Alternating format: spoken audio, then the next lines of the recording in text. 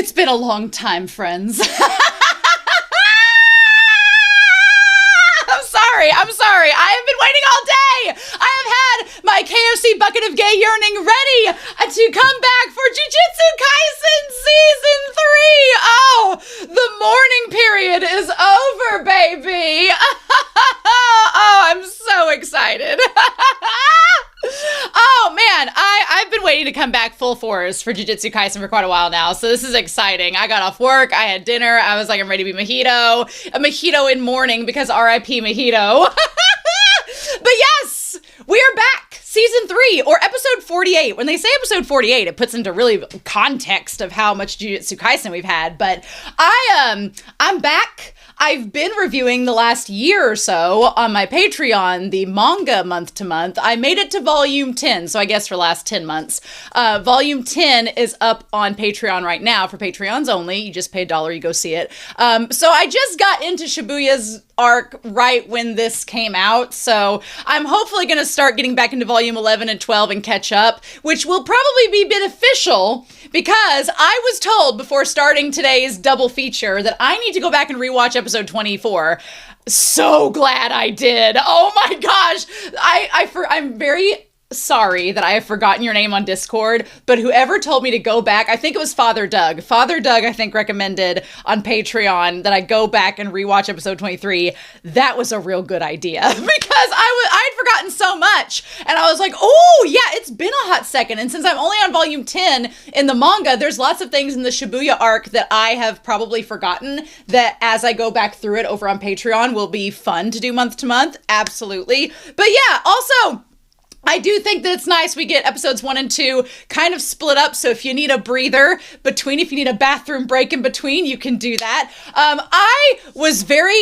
I had to debate a lot whether to watch both of these episodes this evening with you all. There was a part of me that's like, ooh, if I only watch one, I'll have the other one in the back burner because later on this spring I may have to go on a trip or something and it will delay the reaction schedules. But everybody was like, well, if you have the time, you should watch them both together. And I was like, and then the thumbnail, I don't usually look at the thumbnails, but I saw Megumi in the thumbnail and I'm like, God damn it, I need to watch it. So we're going to be doing both. We're going to do it Hunter x Hunter style. If you've seen Hunter x Hunter on my channel, we're going to do Hunter style, where I'm going to be watching both episodes. I probably am going to watch them back to back and then come back and we're just going to have a big old lengthy discussion. So that's probably what's going to happen. I hope you all are ready. I'm ready. But before we dive in, I want to say some notes that I wrote on the front and backs of these little notebook papers because episode 23, I was like, oh, we need to talk about this because I think we need a little bit of a recap precursor before we go into this. There'll be timestamps in this video if you want to skip ahead. If you've already rewatched episode 23 and want to jump to the reaction, it'll be in the link down below. You all know how I do. But I had forgotten a lot between Yukio. I was debating cosplaying as Yukio. She'll probably be in the next episode or so. I want to cosplay as her at some point. But Yukio and Brain Coon in Geto's body. I watched the English dub, which I just want to say one thing. I don't have a problem with the English dub of Jujutsu Kaisen, but I feel like the voice actor for Brain Coon as Geto is very good. The English voice actor for Brain Coon as Geto works, but I don't like his voice as Geto without it being Brain Coon. Does that make sense? I don't know how else to describe it, but I'm lukewarm about it. But it's okay. They do a good job. So Yukio wants to just erase cursed energy altogether. She wants to get rid of cursed spirits, wants to just get rid of them. And she makes a point of saying, we don't know if she's addressing Yuuji in the scene in the episode, but I think she is addressing Yuuji. It's been 2 years since I've talked about episode 23 in the discussion, so I may have changed what I thought back then. But I think she's talking to Yuuji because if she wants to destroy cursed spirits, Yuuji being inhabited by Sukuna would be included within that, right? But Brain Coon wants to optimize cursed energy. He wants to optimize. He's going the Aizen Sosuke route of going into scientific mode and wants to evolve humanity.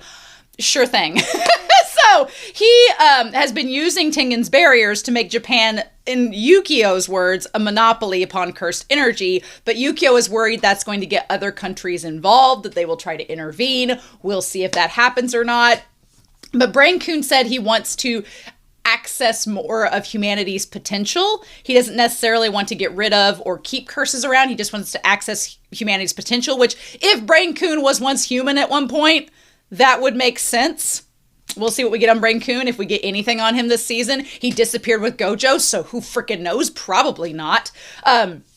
But he wants to further mankind, but has been limited by his own potential, right? Which him and Brain-kun form as like Krang from Teenage Mutant Ninja Turtles, or Kang.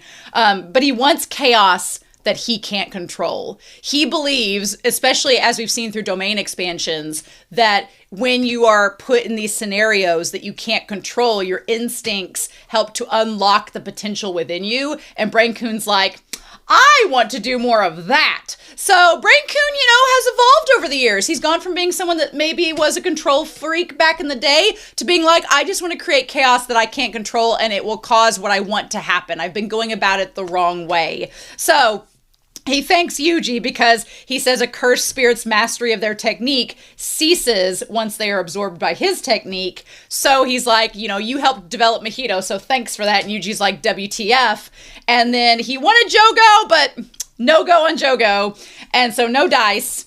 And then instead, he has activated Idol Transfiguration, which he says he activated it remotely on 2 types of sorcerers. So he marked them all ahead of time, which Brain-kun as Geto has been playing the long game. Sumiki was one of them, which I'm sure, as much as Fushiguro wants to go along with the Jujutsu sorcerers, if he finds out what Brain-kun has done with his foster sister, he's probably not going to be too happy about that. Just saying. So Sumiki was one of them. Sumiki, he either had people who had absorbed cursed objects like Yuuji and were vessels. He made them into being able to be strong enough to be vessels for those cursed objects like Yuuji was, which is a problem. Or he did people like Junpei who have cursed techniques but didn't have the brain power to unlock that potential. And now he's transfigured the brains, which for Brain-kun to transfigure brains is crazy, to be able to activate those techniques. So we either have people, I feel worse for the people who are now strong enough to be vessels. Because to me, in my mind, being a vessel for a cursed object means, like when Yuuji is taken over by Sukuna, you don't have a lot of control over what happens to your body. Versus, kind of like the Death Womb paintings. The guy that became Choso, he's no longer there. So at least the people that are like Junpei who gain access to their techniques, I don't feel as worried about them, because on the other hand, they do have control over their bodies. So they can control whether they use those techniques for good or evil or not. Now, what that goes with that, who knows? But he's released the seal on those cursed objects, so Sumiki could very well have become taken over by that cursed object by now. My prediction is that Megumi's gonna have to kill his foster sister. That's my prediction, is that Megumi's gonna have to kill her, and that's gonna break him. That's my prediction. I could be wrong. I'm calling it now. But his goal is to have them kill and fight each other to deepen their understanding of curse. He's basically Aizen Sosuke from Bleach, being like, I'm just going to have you guys fight each other. And then I'm going to watch from the sidelines and see what I learn from this experiment. It's coded. It's very Kubo coded. Now, he says that there are thousands of Yuuji Itadoris possibly running around. Does that mean there are thousands of vessels or thousands overall that are affected? Yukio doesn't seem too worried about that number. I'm a little worried about that number. And the cursed object remnants are from pacts he has made with previous sorcerers as Brain-kun, but since he's taken over Geto's body, those pacts are no longer in place, and they have been nullified. So yeah, he tells Sukuna as he leaves, I'm still not over the shot of him leaving with the Gojo in the sealed realm, and it's like Gojo's eyes and Geto's eyes together. I'm still not over it, but he says that he wants the world to return to the golden age of Jujutsu in the Heian era, where Sukuna was maybe at his prime, and he wants to go back to that moment. So we'll see if that works. Then we have the very artistic, non-imagery, just stock photos of scenery and everything, where we find out the 23 wards were wiped out. There's been evacuation plans. There are 10 million cursed spirits that have been unleashed. That's a lot.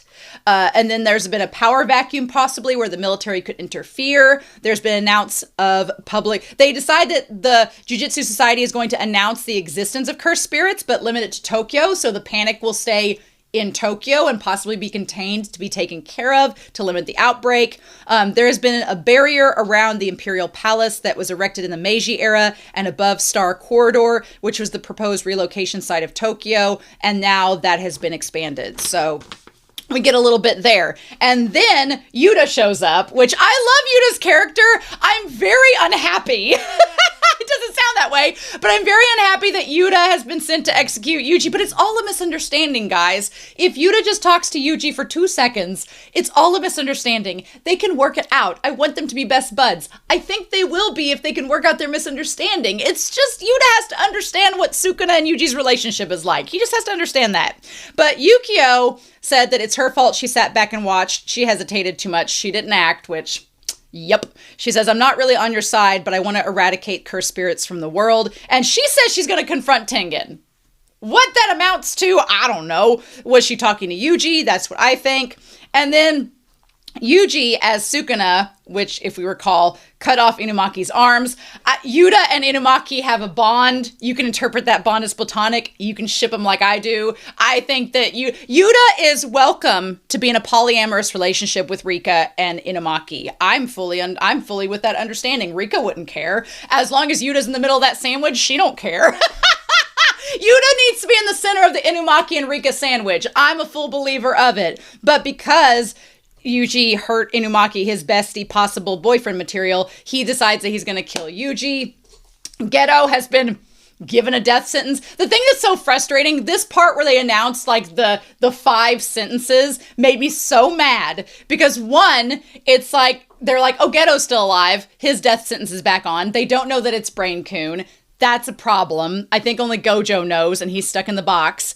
Gojo was labeled an accomplice. The Jujutsu upper society and administration were just ready to jump on board and be like, we have to sentence these 2 gay men to death. And so they labeling him an accomplice. I think that's so crazy. But here's the thing. Here's the problem. Gojo has always been someone that the administration has relied upon, but they've also been afraid of Gojo the entire time. So from their perspective, if Gojo can be taken and put into the sealed realm by Geto, aka Brain Coon, then they possibly are thinking in the back of their minds, we need to get rid of Gojo, because if this can happen, what if somebody uses Gojo to possibly cause some damage to us? So let's get rid of Gojo. But I'm like, you're going to expel him? Gojo's probably going to be like, I'm not. So we'll see. They said expelled from Jujutsu Society. They didn't say the death sentence for Gojo. So we'll see where that goes. And then Yaga being sentenced to death for inciting Gojo and Geto. He's like, you knew about their relationship, Yaga, and you were an ally. So I was like, what the fudge? Crazy. And then, of course, they say if you try to free Gojo, it's a crime. Well, Yuji's about to commit all the crimes, I'm sure. Yuji has been sentenced to be executed, and Yuuta has been sentenced as his executioner. So we're just going to have to deal with these things. And I've talked for 13 minutes. So I have been very excited for this. I will tell you all right now, I have seen no spoilers. None whatsoever. I have stayed off social media. I have stayed off everything. I have avoided key visuals. I've avoided the trailers. I'm going into this 1,000% blind, and I'm so excited to do that week to week with you all. I hope you're ready. If you're watching this on YouTube and you are not a patron and you want to go ahead and watch next week's episode, you can go over to my Patreon, and for $5 a month, mind you, you can get access to these episodes a week earlier than everybody else on the internet. So there's that. But I'm ready to fangirl. I'm ready to theorize. Whiteboard Coon is going to be prepped, ready to go. I donned my best Sunday dress and my morning clothes as Mojito to come out here with you all. I'm so excited. It's going to be so great. But what I want to do first of all is get these 2 episodes ready to go back to back. And then it's been 15 minutes. Let's get this party started. Okay, so I was told that I can watch the ED, but that the OP is quite spoilery, which I'm not surprised. So for the time being, Romania is not going to be watching the OP. Don't ask me to. I'll look up the lyrics for it by the end of the season. I will watch it when it is time to watch it. Don't you worry. But I'm very much against spoilery OPs. And if it's context, your girl is smart. She'll figure it out. So we can't do that. But I can't watch the ED, so that's exciting. But we're not going to waste any more time. We're going to watch episode 48 and 49, aka episode 1 and episode 2 of Jujutsu Kaisen, and then we're going to talk about it. It's going to be so much fun. But we're going to get this party started here in 3, 2, 1, and oh, y'all, let's see what we've been missing.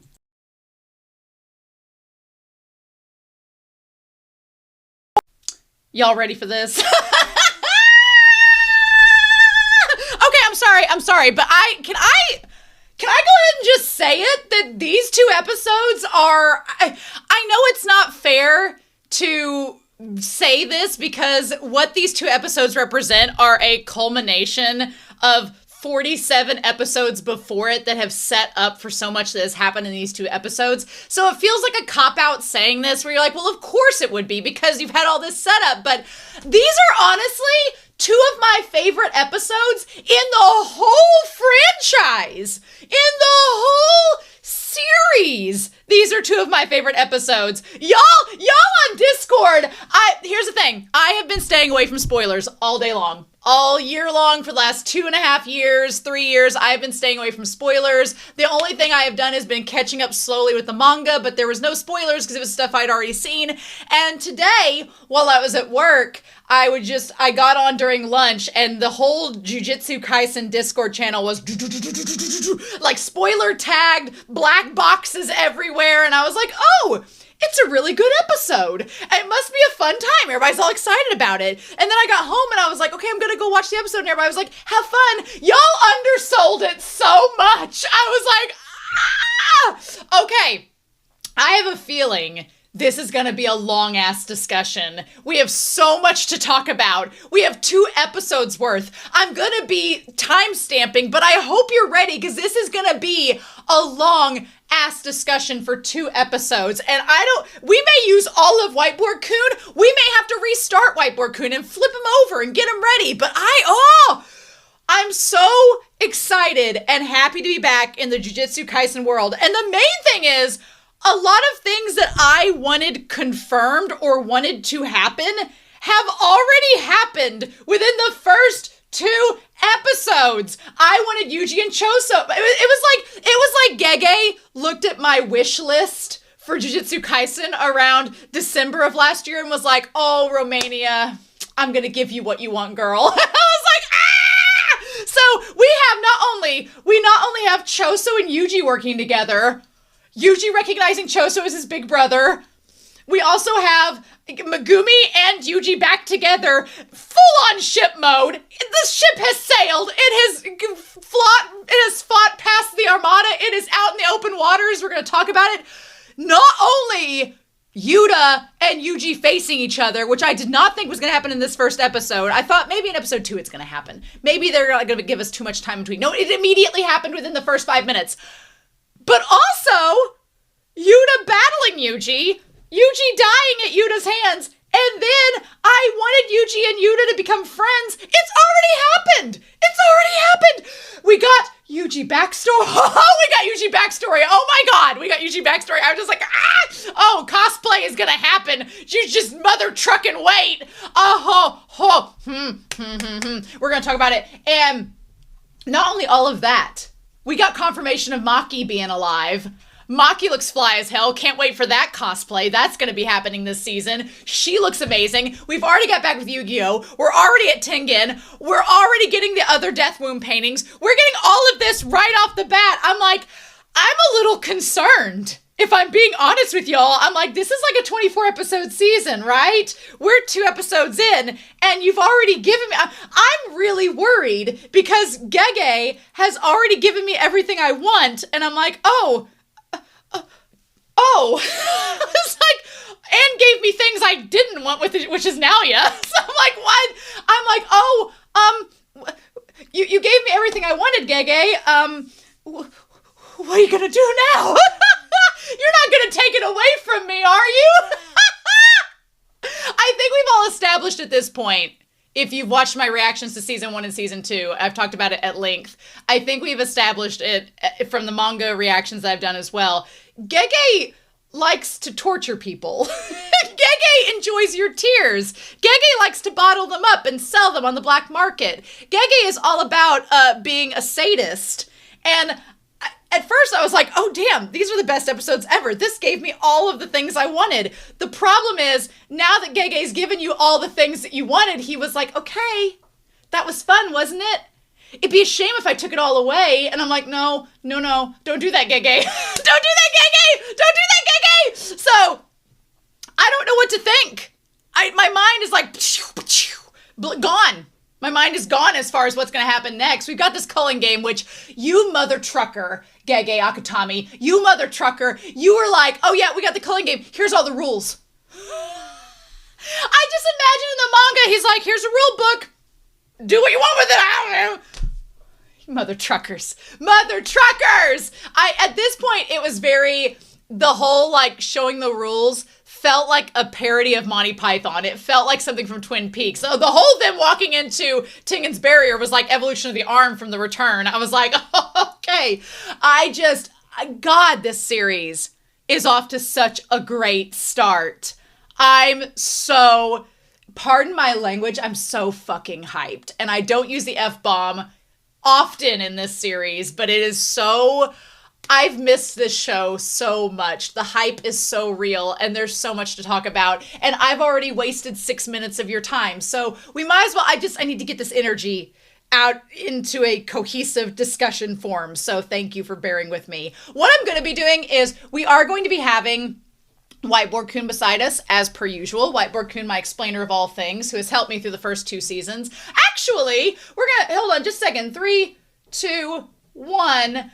I'm getting the screenshot set up to go alongside of us so you can see it too. I don't think that Whiteboard Kun was with us in season 1. I think Whiteboard Kun just came around during season 2. So anyway, but yeah, so we're going to be looking at screenshots alongside writing things on Whiteboard Kun, and the screenshots will go in and out over here because I feel like some visuals are needed as we go through, especially so you all know what I'm talking about, and I'm not just talking to the air and you're like, what is she referring to? So it's a new thing I'm trying on the channel. We'll see if it works out. See if you like it. Sound off down below if you do. So here's the thing. As you all know with my discussions, I'm going to be positing many theories, many jokes, many fun little things that I think are going to happen with this series, and I think about the characters and breaking it all down for you in case if you got confused by these 2 episodes, which I could see that happening. There's some confusing stuff going on, but we're going to break it down because we're intellectuals and that's what we do.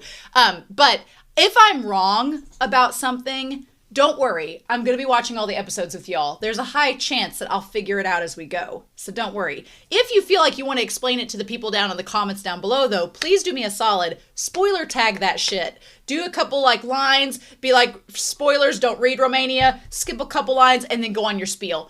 You will do wonders for me, and the mods will check it. We'll be all good.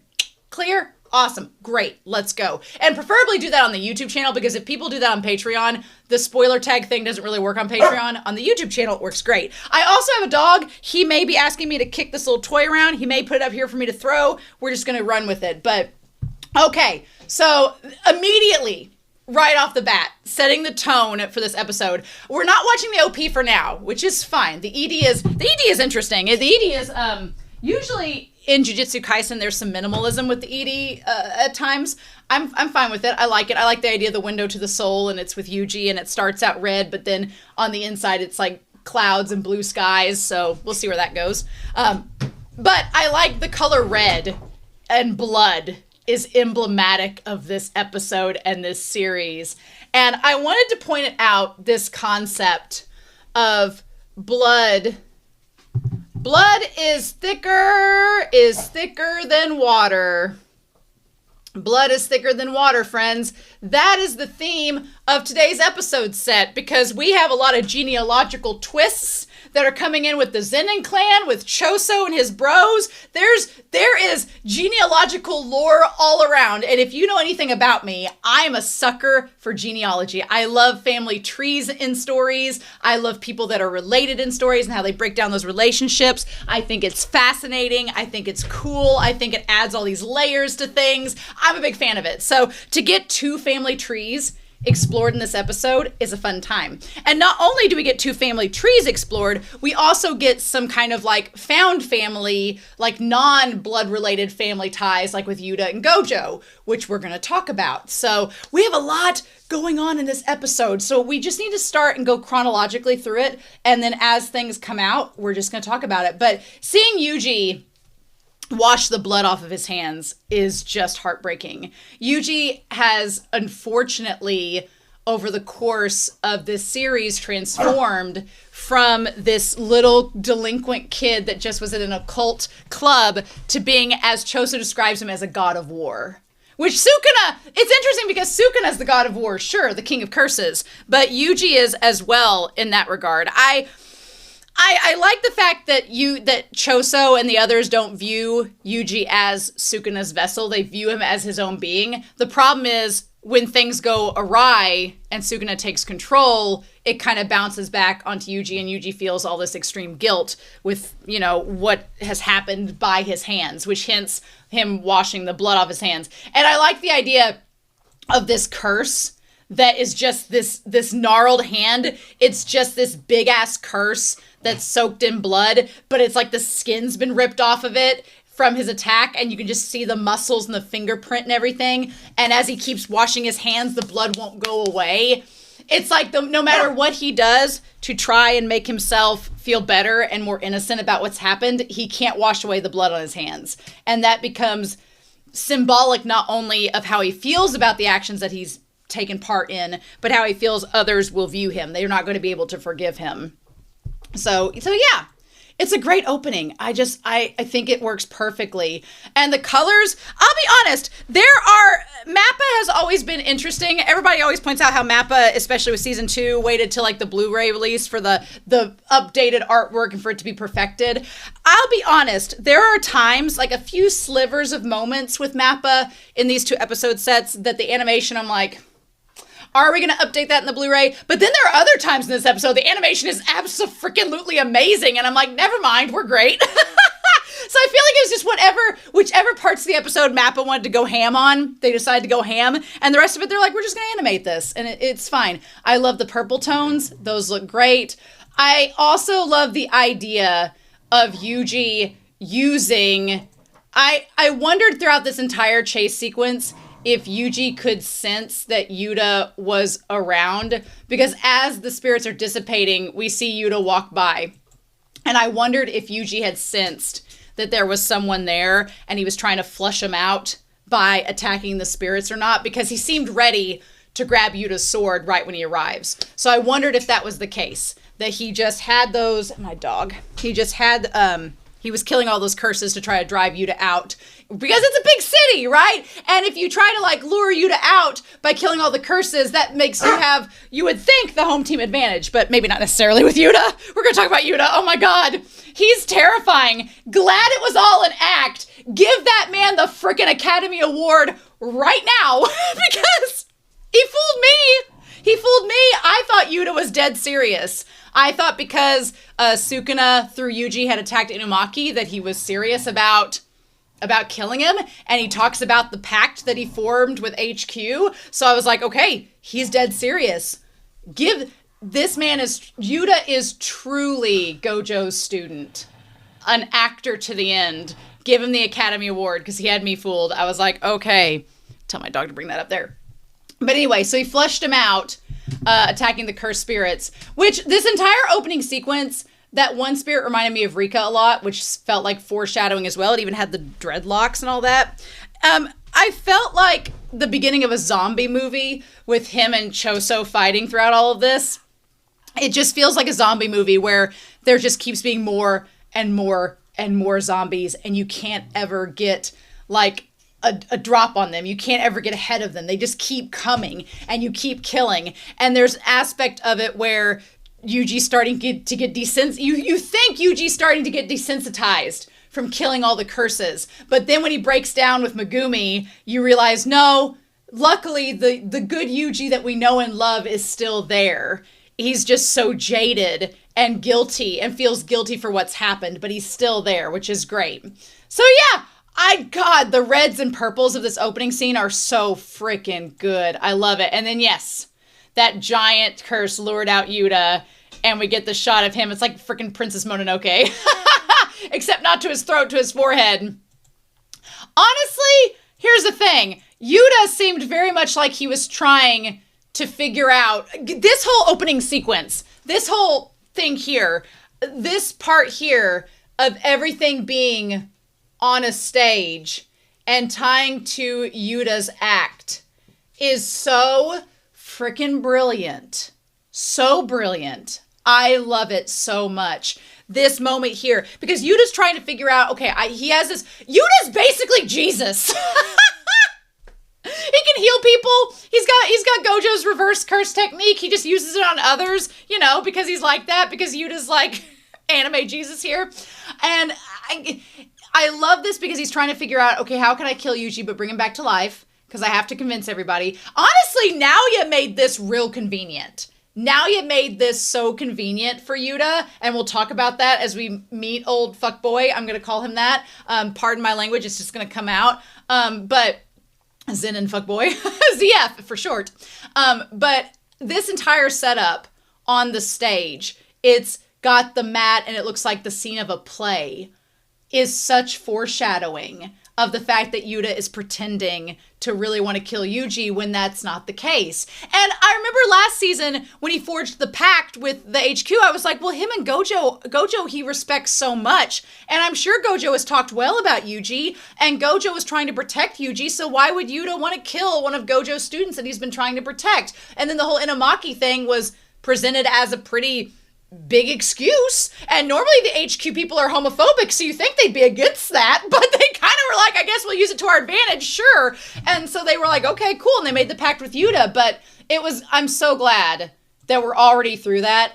I cannot explain to you in words how much I was dreading Yuuta and Yuuji fighting for the majority of this season. I really thought that Yuuta and Yuuji, I would have bet money that one, Yuuta and Yuuji would not have met this episode. I was going to bet money on it. I would have lost instantly. And I also was going to bet money that Yuuta and Yuuji were going to be fighting back and forth throughout this whole season. There was a part of me that's like, okay, eventually, because even though I love the discussion of how different Yuuta and Yuuji are, and we'll talk about that, even though they're very different people in many ways, there is a similar moral code within their souls that is similar. There's a morality there that connects them in my mind. And so I thought, okay, well, eventually once Yuuta figures out who Yuuji is, he's not going to want to kill him anymore. He's going to want to help him. And that's where we ended up getting a lot sooner than I thought we were going to. Okay, we're going to skip this intro for now.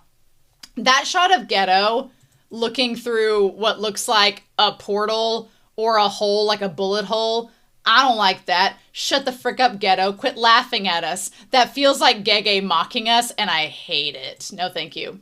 So, then we meet Naoya.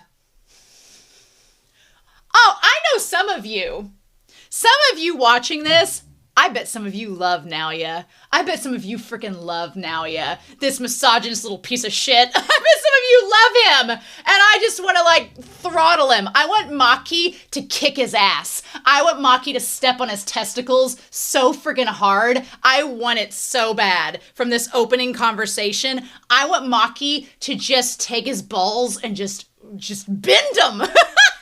So let's talk about Naoya. All right. Actually, I'm going to put Naoya down just a little bit because we're going to go back into the family tree here in a little bit. And because we're going to get back with that here in a hot second with the Zen'in. So let's just break down. We have the Zen'in family. We are family. We get the Kamo family. We get the Zen'in family. It's a fun time. So now Bito, R.I.P. Yo, he did.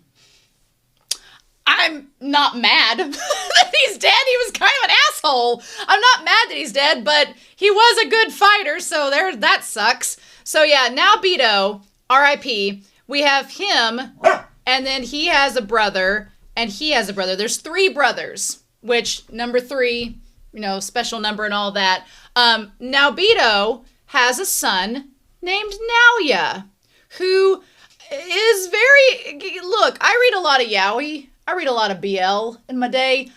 If anybody looks like a bottom character, it's this man. There's a series called Jealousy that I read. There's a yaoi series called Jealousy, and there is a spin-off of that series that's like a sequel. And the MC of Jealousy in the sequel has a son. And the son is like the head of a Yakuza organization and is the most bottomy of bottoms. Naoya is him to a T. So he's like, is Mai-chan dead? We find out that Mai-chan is barely hanging on. They're like, we should be concerned about the clan head, but the one who's nearly dead is Maki. Okay, so Mai's okay. As far as we know, we have Mai. So we're going to put down here Mai and Maki. Get this on here. So Mai and Maki are the daughters of this other brother. And then we have Toji, who I'm guessing this guy, well, Naobito seemed pretty old, but this guy, maybe Naobito didn't have Naoya till like he was older, right? That sounds about right. Toji was with Mama Guru, or Mega Mommy, and they had Megumi. So put a little heart by him.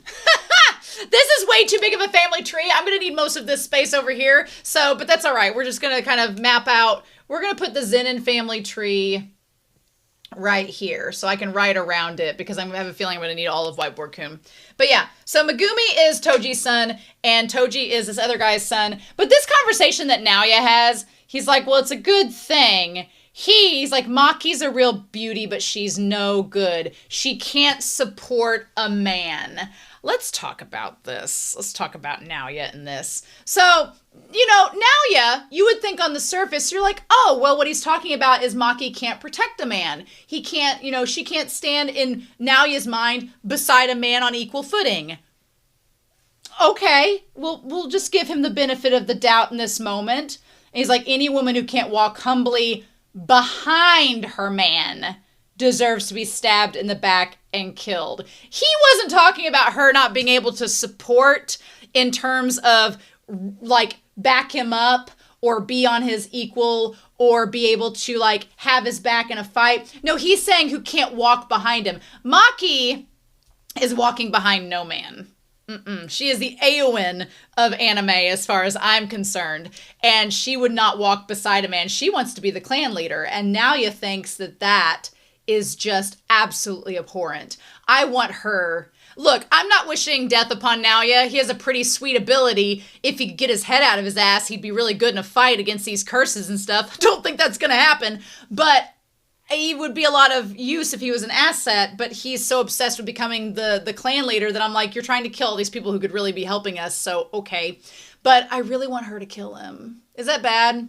I don't really wish any character in this series to die, but if Naoya was going to die by anybody's hands, I want it to be karmic justice, and I want it to be her. Because as far as he's concerned, she can die. And I'm like, okay. So basically he says that Maki deserves death. Good karma. Mai-chan's a great woman in that regard. So special first grade sorcerer, Naoya Zen'in. He's like, well, basically what he's saying is that Mai knows her place. And Maki does not. And I'm like, oh, I hope Maki kicks you in the balls. And so he's like, she has the same face and the same tits as Maki. I'm like, do they? Do they, sir? She may put on a brave face, but she understands her place as a woman. Yeah, he has to go. He has to go, right? I love that Choso, feminist icon, eldest sibling, going up against this misogynist brat, Naoya. Oh my God. Ugh. So, Naoya shows up. The problem is Naoya is very attractive in his looks department. He just gives disaster. He's just a hot-ass disaster, and it's very unfortunate. It's unfortunate he looks as good as he does. Usually blonde characters I'm attracted to, but I'm like, oh, I'll make an exception. I'll I'll make an exception with Naoya, who, the thing that's crazy is when you look at Naoya's face here, he kind of looks like Megumi a little bit. He has a face that's, like, the hair is not Megumi at all. No.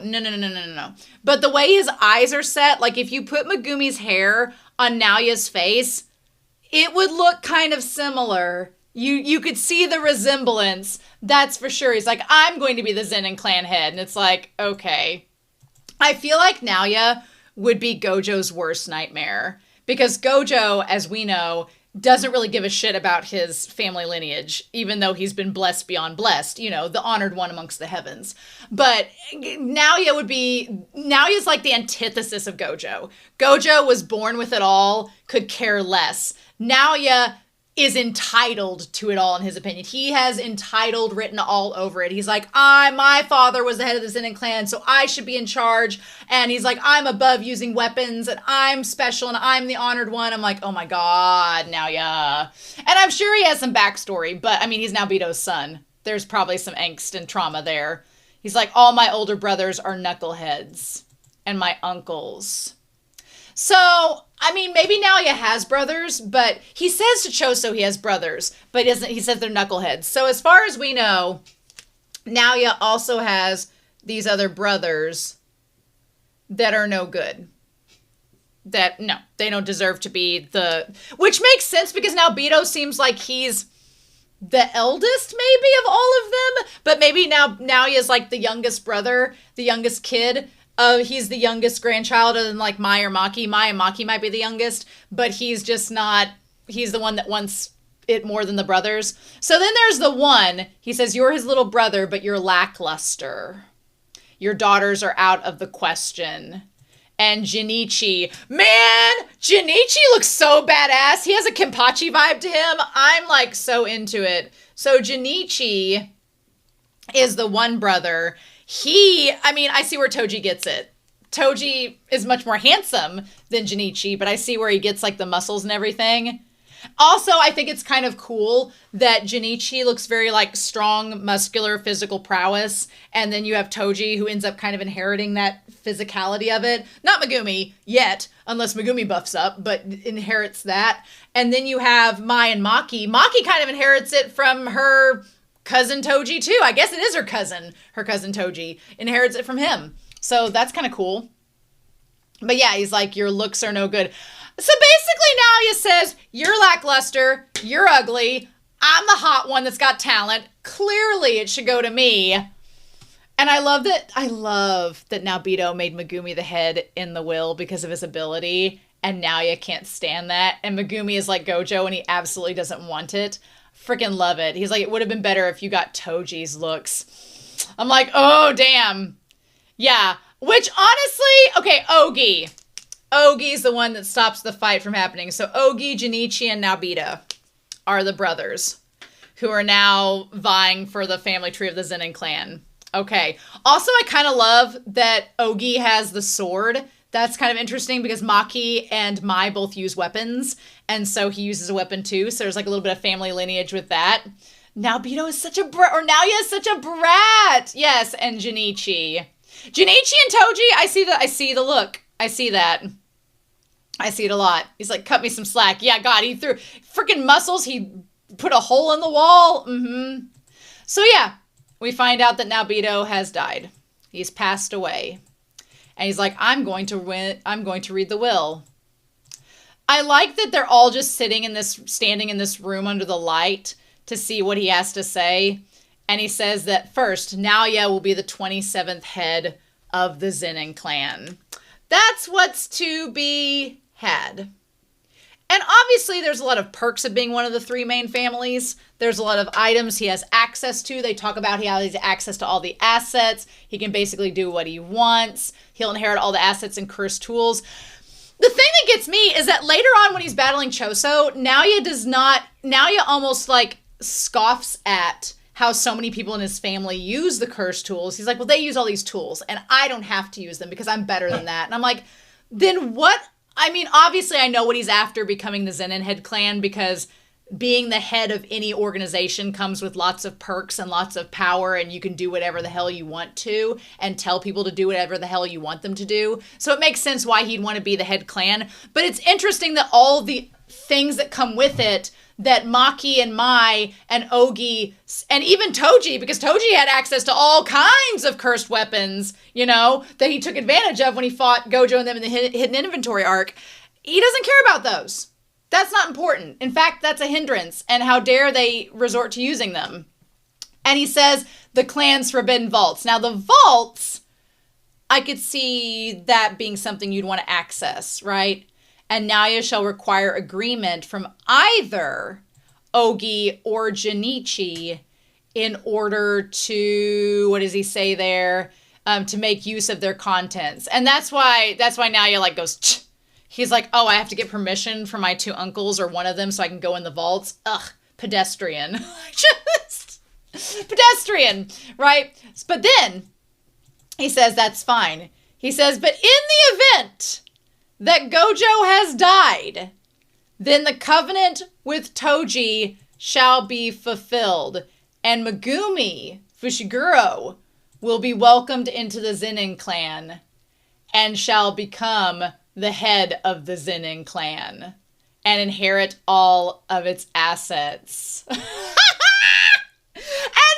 I love Naoya being like, the fuck? The funny thing is, Megumi doesn't want any of that. Here's the thing. If Megumi became leader of the Zen'in clan, they've already talked about this back at Jujutsu High. If he became leader, he'd be like, Maki, do you want it? And Maki'd be like, yes, please, thank you. Let's clean this place up. Like, so you know that Megumi would give it to Maki. He'd be like, I don't want anything to do with the Zen'ins. I don't give a shit about them. Maki, you seem invested. You go clean up that place. Go have at it. But yeah, so this transfer of power, he said, would happen if Gojo died or was mentally incapacitated. Okay, that worries me. There are actually several things that worried me in this episode set for Gojo's sake. I talked about it in the manga reactions, especially with volumes 10 and 9. I'm going to talk about it in this episode set. I have a theory. I don't like that theory.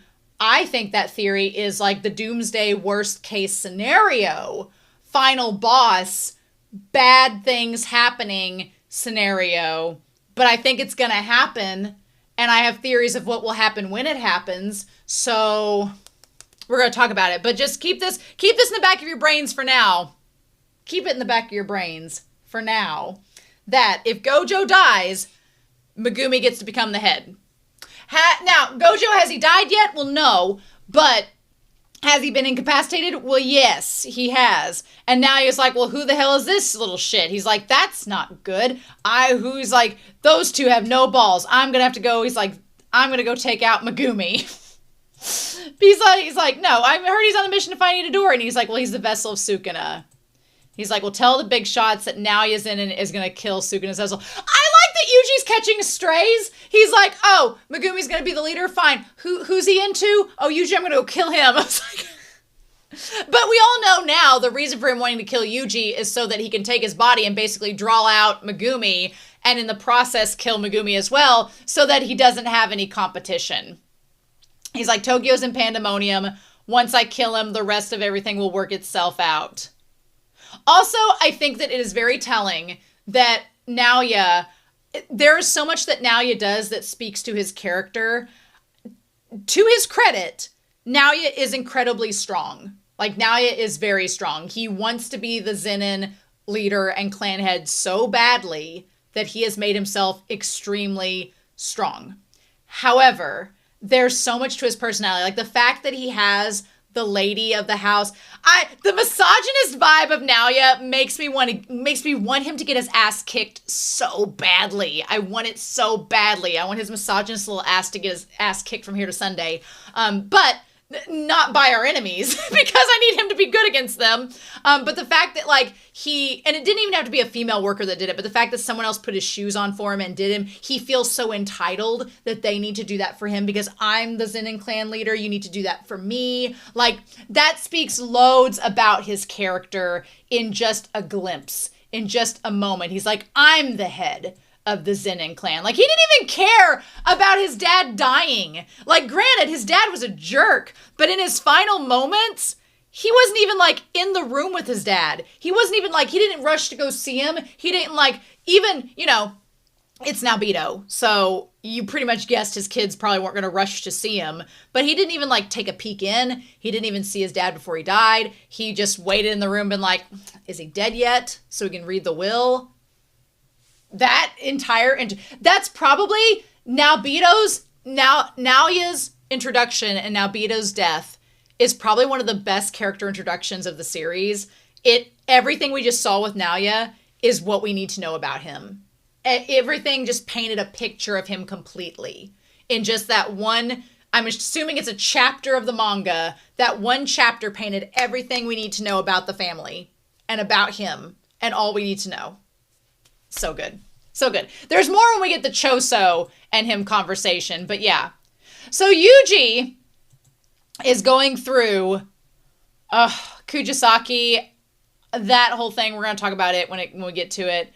But him just like the people dying and then Yukio saying, what will you do? So we get confirmation she was talking to him. And then we have him fighting Yuuta, which let me tell you, before we get to him fighting Yuuta, this scene right here, so pretty. I love the colors of reds and purples that are used in these episodes. Yuuji and Choso is one of my favorite of the cursed cast. Choso's maybe my favorite. I love cosplaying as Choso. That hair is atrocious to try to work out in cosplay, but I'm going to do it this season. I love Choso, and I love what he represents. Like, the fact that he tells Yuuji, he's like, I forgive you. And then Choso's so caring. He's the biggest brother. He's the best eldest brother. I freaking love Choso. He's so perfect. I love him. So he talks about how Yuuji says that the black flash that he took back prior is what hurt him. But he's like, obviously Sukuna. At this point, we need to understand that Yuuji has in him, and this poor marker is about done, so we're going to bring out old green over here. Yuuji essentially has inside of him 15 fingers. 15 of the 20 from Sukuna. That's a lot. That's a lot. We only got 5 left. And he's like, I still think I can withstand Sukuna. But the thing is, he doesn't know about their pact, which is that Yuuji won't know when Sukuna takes over. That's the problem. He's like, I can feel his power growing stronger. And Choso's like, well, you could go back to the high school. And this is before Yuuji even knew about the death sentence, but I'm just like, Yuuji kind of knew. He's like, I'm not going back. I wonder what's happening with Yaga. Yaga's the one we don't know about, and he's gone missing, I'm sure. So what's up with him? We don't know. But I like that Choso's talking about receiving Shoso, so Shoso must be the next eldest, maybe, of the brothers that he wants to get. And he's like, I'm not worried. Sukuna, I'm glad that Yuuji has figured out Sukuna is plotting something that uses Fushiguro. So we're going to put this down here for now. We're going to come back to this.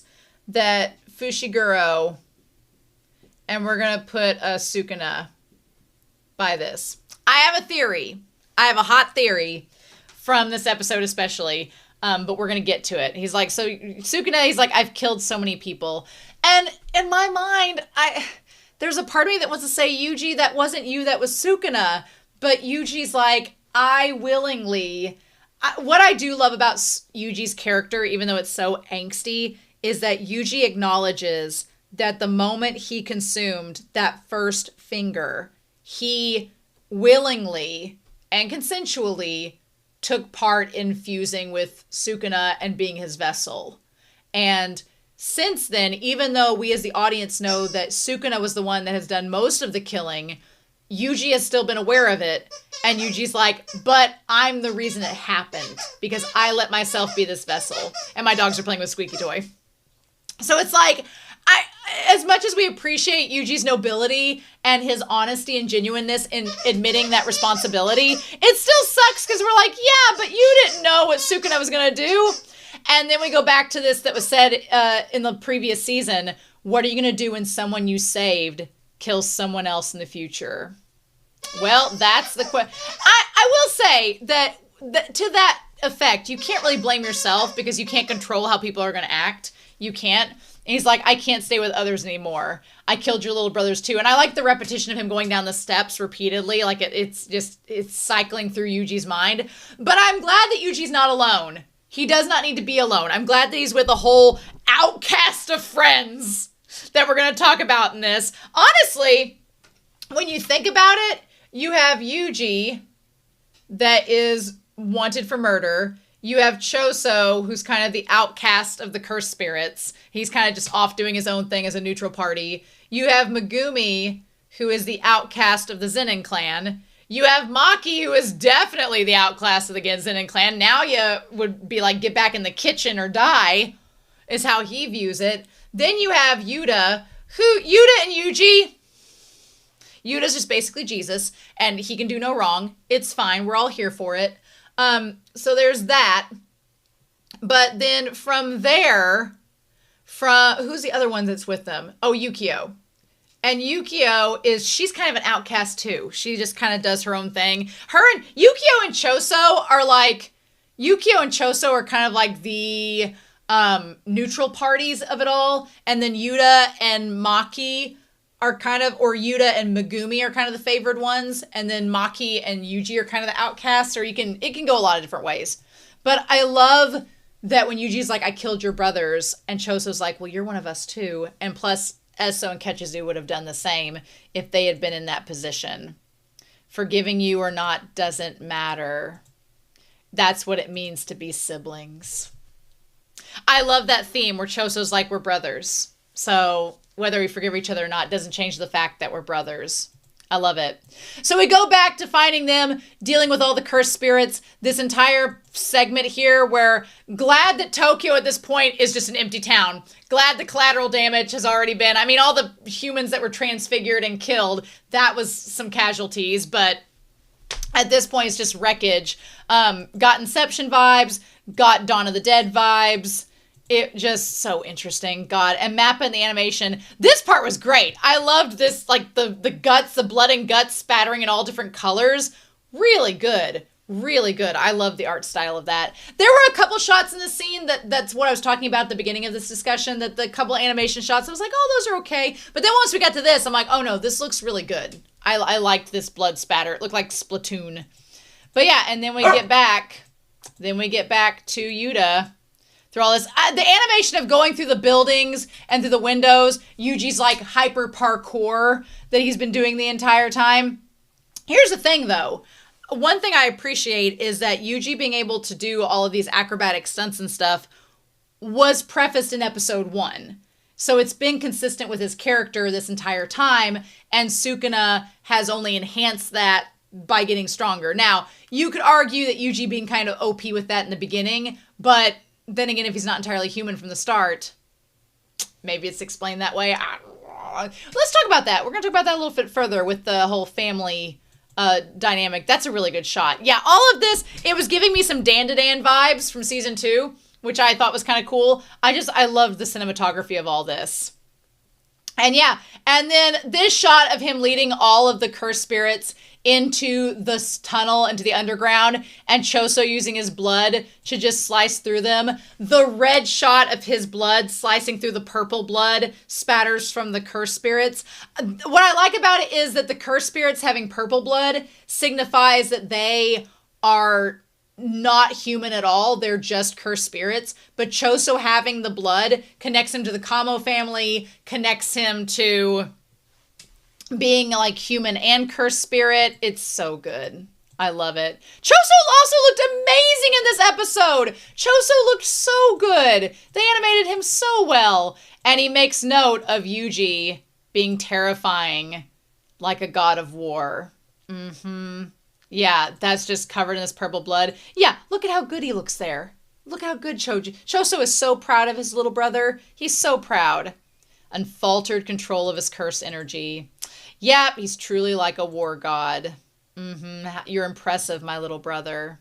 I also liked in this scene where we saw all of, I'm a big sucker for nature reclaiming after disasters. So like in Spirited Away with the abandoned amusement park, and there was a photographer that went to like after Hurricane Katrina, they photographed the Six Flags that had been completely ruined and was slowly being reclaimed by nature over time. That was really cool. And like the cats on top of the cars and the dogs walking around. Like it was neat to see nature reclaiming, the rats eating the cursed body. Oh yeah.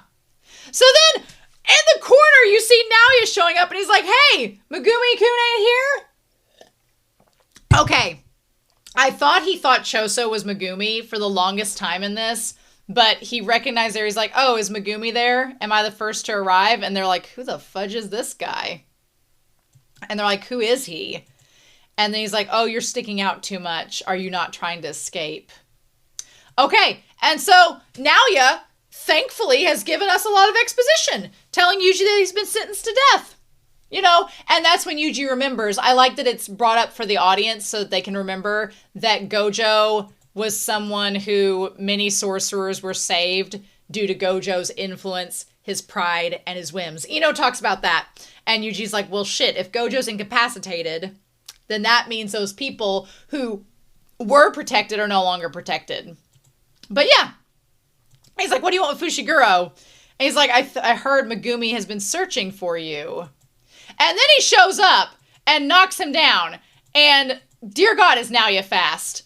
And look at, poor Choso gets bitch slapped by this bitch. I felt so bad for him. Naoya being fast is crazy. I like it. I like the idea of Naoya being super speedy. I feel like Toji prefaced that just a little bit, but without a curse technique that lets him do it. It reminds me of a Demon Slayer character, which the blonde hair doesn't help with that comparison. Also, I like the kind of idea of the lightning being connected with that. And then he's like, you almost put a scar on my perfect, pristine face. He also does the 24 frames per second is such a Gege being a nerd thing where he's like, I can move at 24 frames per second, which is like I think of the Hobbit movie, and it looked kind of like weird. But I think that was a lot more than 24 frames per second for the Hobbit movie. But yeah, that's so cool. And then Choso and Yuuji are like, what are we going to do about this guy? We did not anticipate him showing up.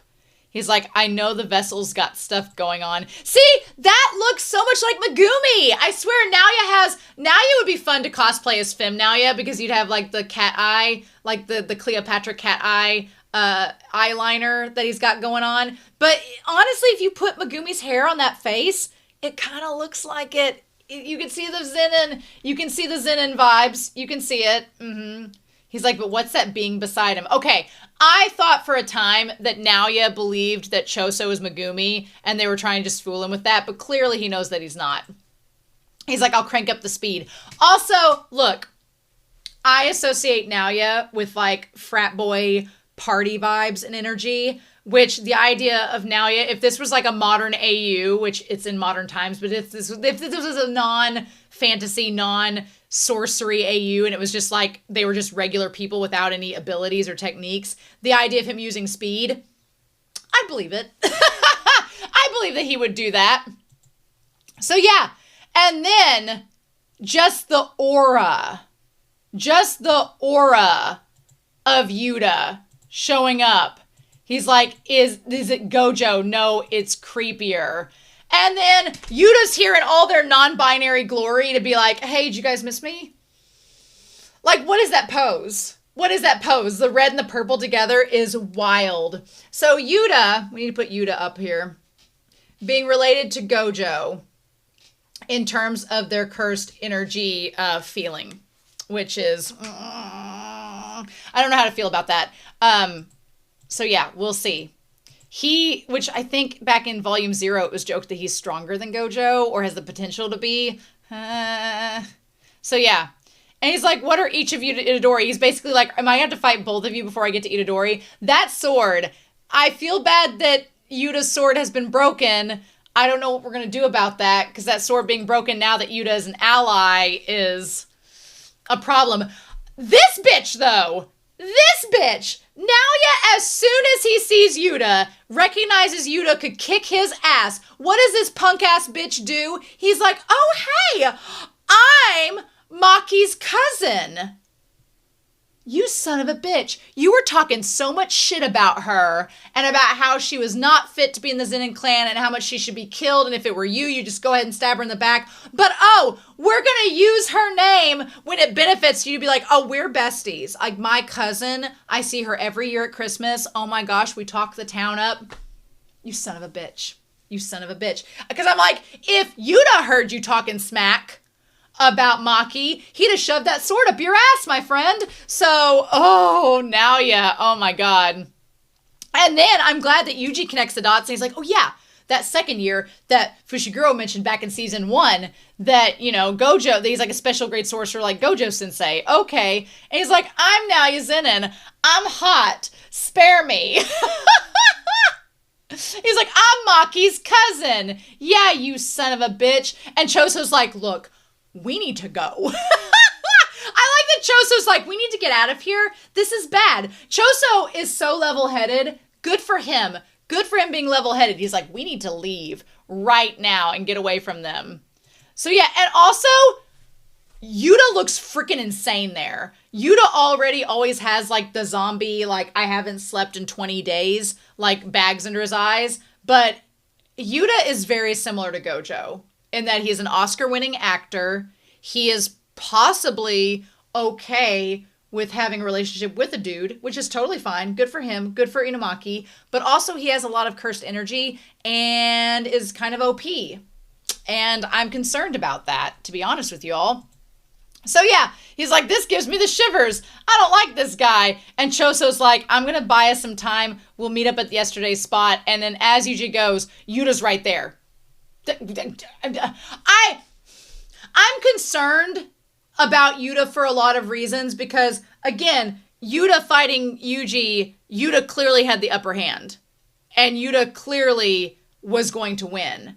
And Gege threw us a bone and was like, oh, it was just an act. Yuta's best friends with them. It's totally okay. And I'm like, I'm worried. I have reasons to be worried. I'm going to talk with you all about it later because I'm like, oh, no. But we'll get there.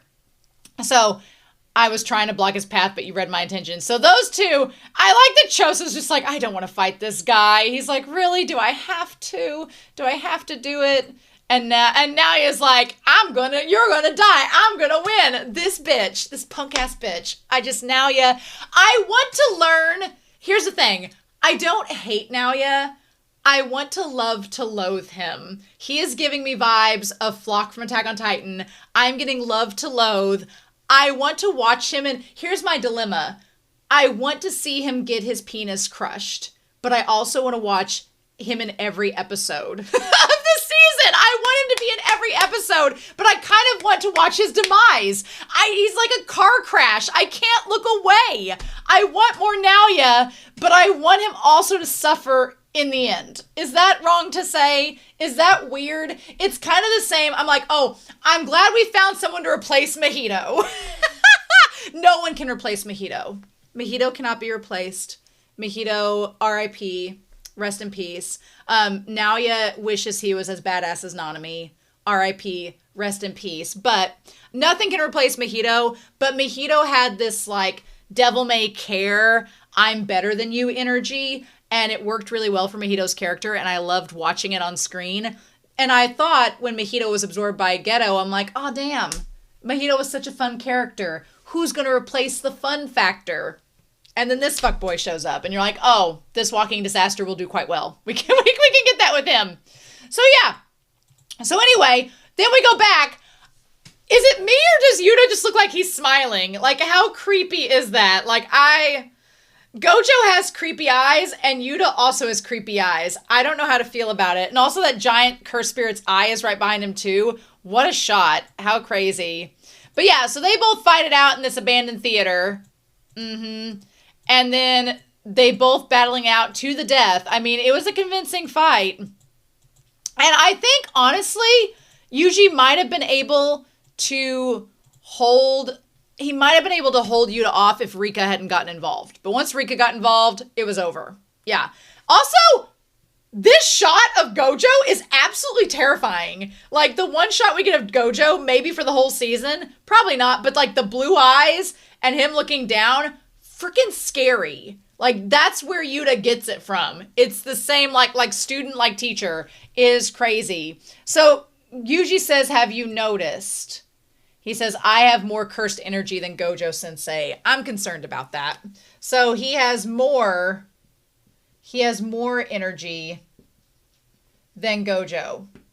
I'm concerned about that. We're going to talk about why I am concerned about that later when I get to my little theory going on. Gojo has the 6 eyes, and he wastes practically no energy when activating his technique. I don't know if the 6 eyes is truly what causes that. I thought his barrier as well, but I guess it's part of it. He's the best there is when it comes to performance. Again, red flags. Not happy about this. We're going to talk about it. So as far as performance, he's the best. We're going to talk about that later. I have problematic theories that I want to talk to you all about. Who knows if they'll happen. He's like, I can run out of cursed energy, but Sensei can't. We're going to talk about that. I'm concerned about that. So, can run out. Gojo can't. We're going to talk about that. I have lots of theories. I'm like thinking way long game ahead from here, but I want to talk with y'all about it because reading the manga and just some little hints the manga have dropped that I think are foreshadowing, I want to talk about it with you all.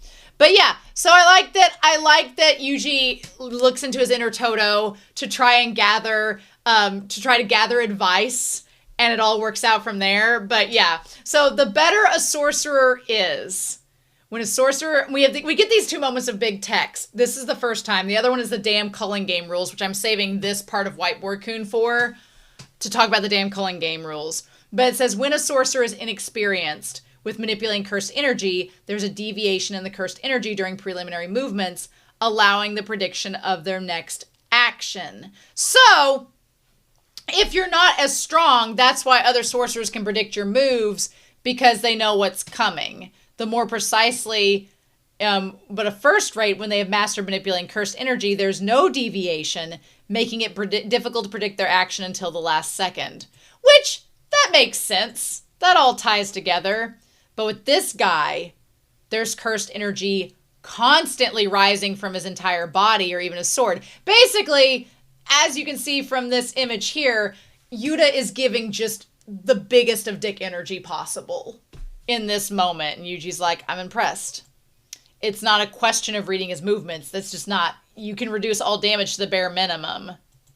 And then he thinks back to everybody. He's like, I can't afford to die yet. And poor Yuuji, he's getting scars everywhere. He's getting just on his cheek, everywhere. So yeah, and Yuta's like, okay.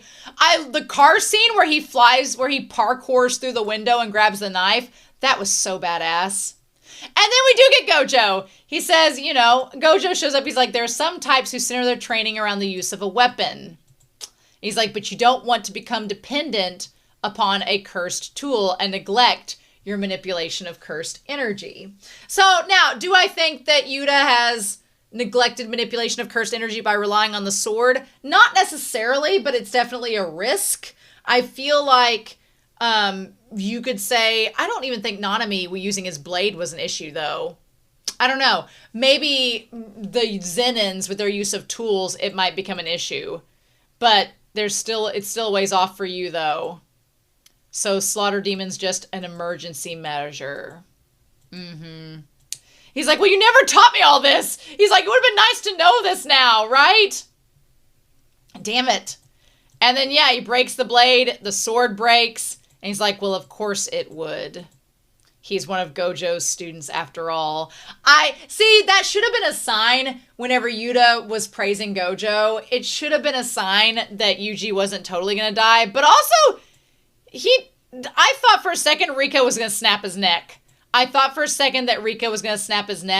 Also, how cool is it that we had from Volume 0, we had Yuuta show up in Volume 0. And I remember at the time watching, I'm like, it would be really cool if Yuuji and Yuuta met.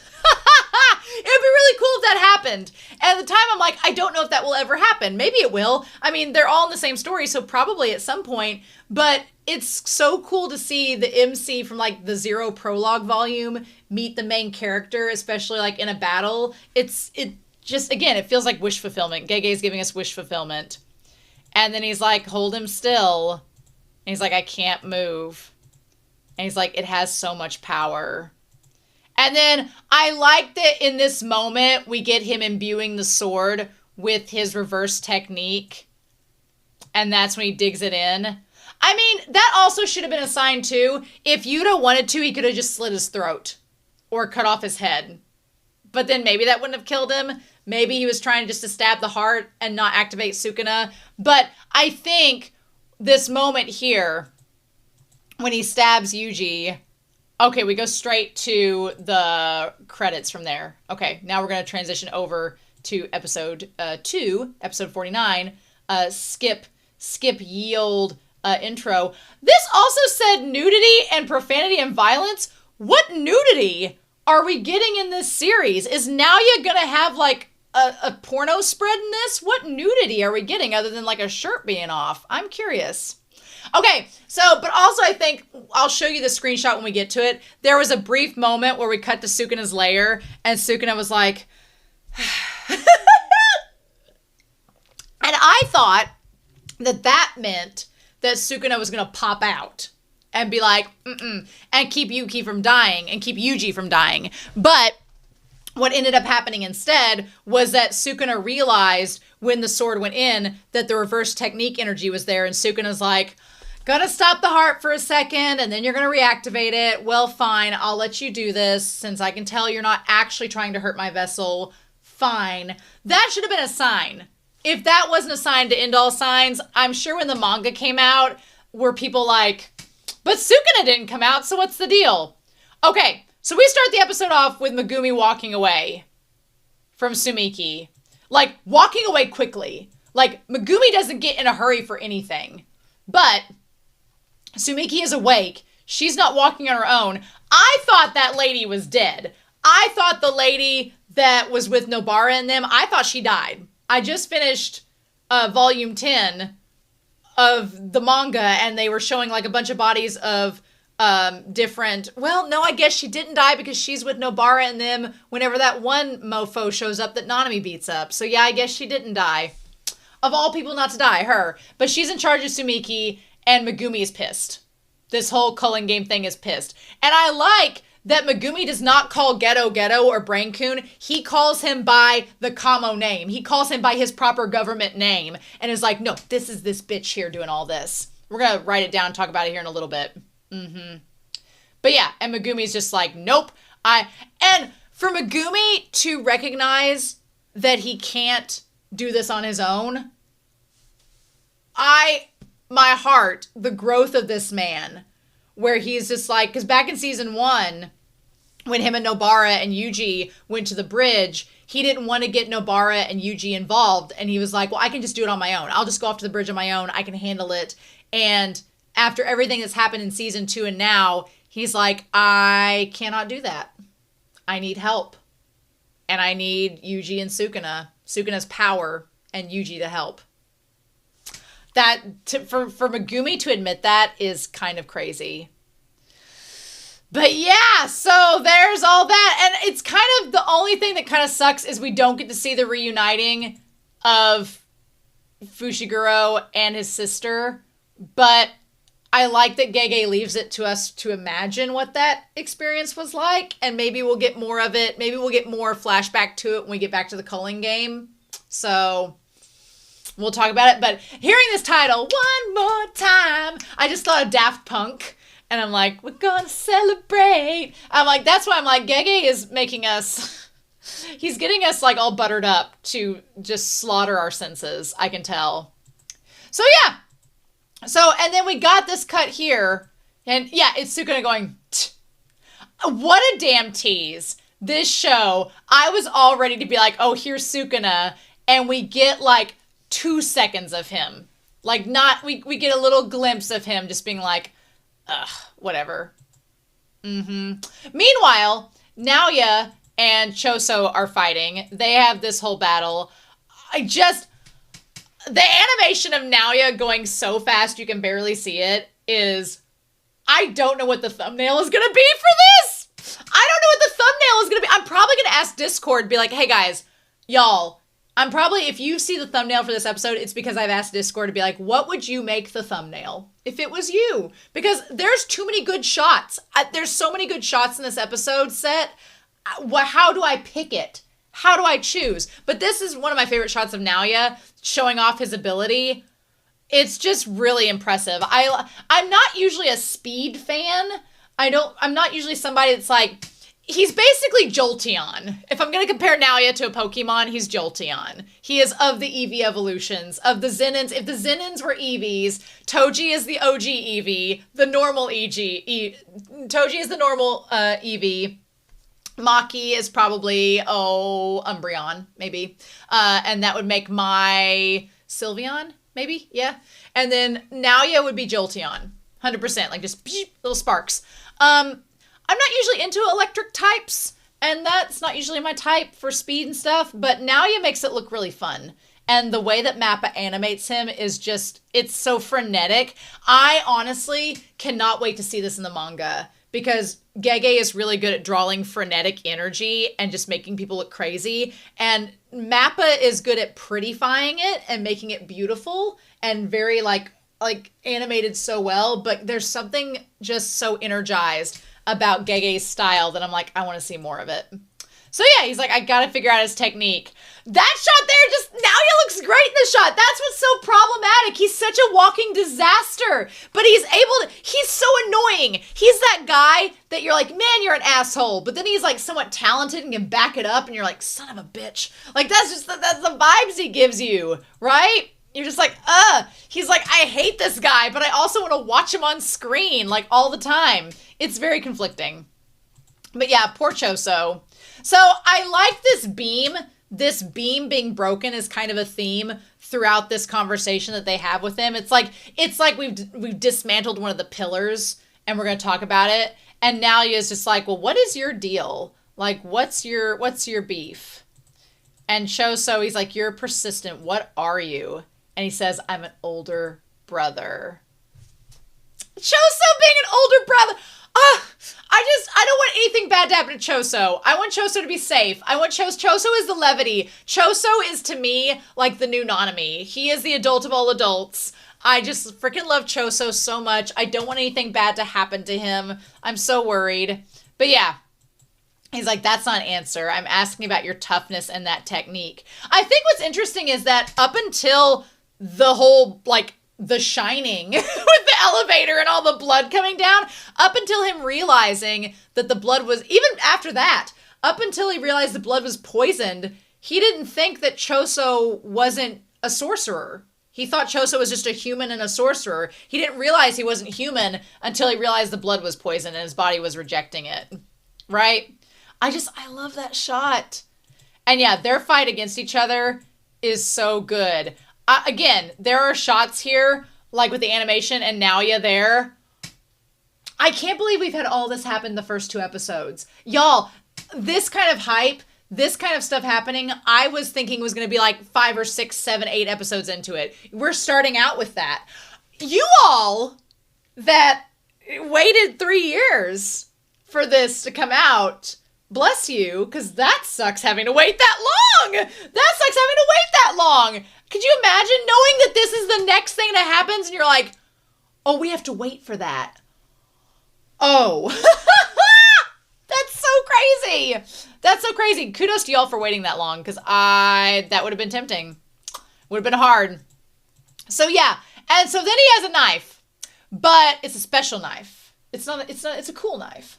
And it's now Naoya using like a Zen'in technique. He's focusing power on his external eye muscles to improve his kinetic vision. So this little knife, again, look at how he looks there. He looks a little bit like Toji. The Zen'in bloodline, at least while they're young, they look nice. Now when they get older, the genetics do not last out. Interesting. I'm setting motions on a counter, but I went ahead and used my weapon.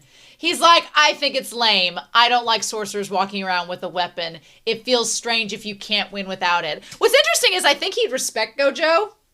I think that Naoya would respect Gojo because Gojo doesn't use a weapon. So there's that. He's like, my older brothers are pathetic carrying them around.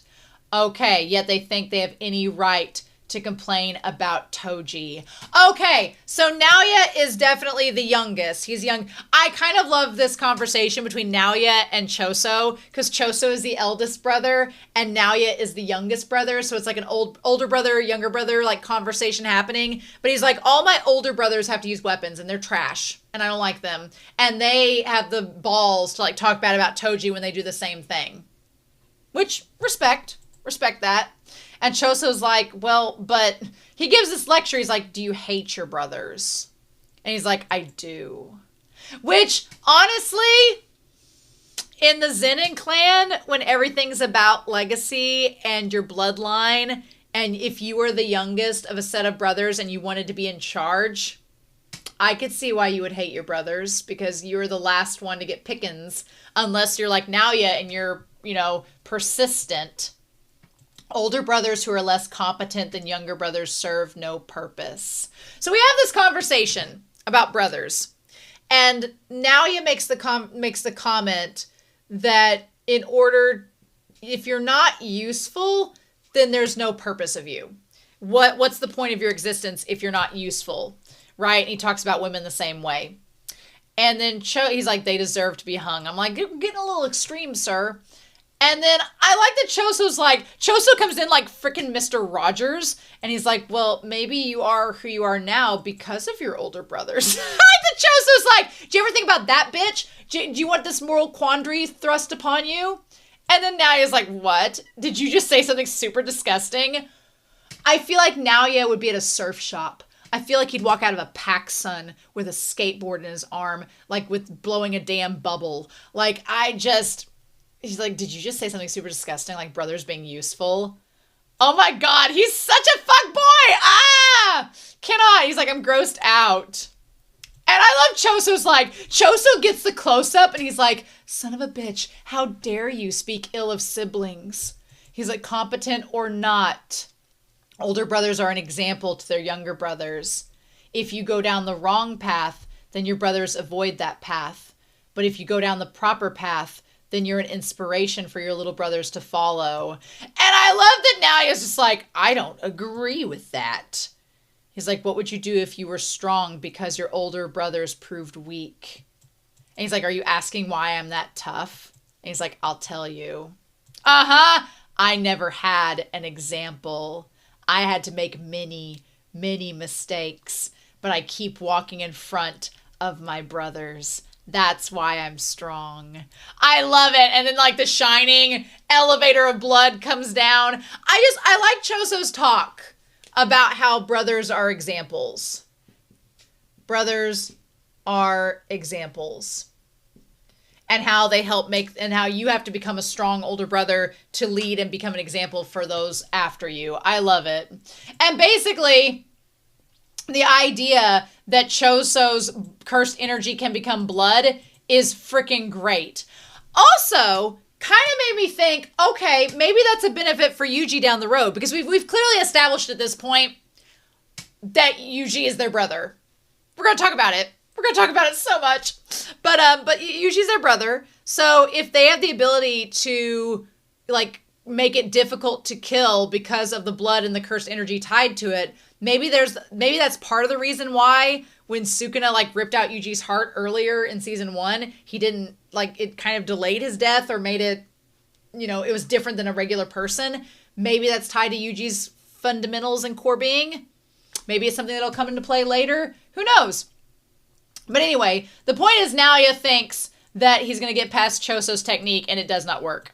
However, unfortunately for damn Choso was doing so well. He did not ask to be body slammed against a column by frickin' Yuuta. He looks so good there. He looks amazing in that moment. And he's like, okay, bye. And as soon as he looked like that, I'm like, something's going to happen to keep him from killing Naoya. Because Gege introducing a character this much of a disaster car wreck, you're not going to just get rid of him in 2 episodes. That's not going to happen.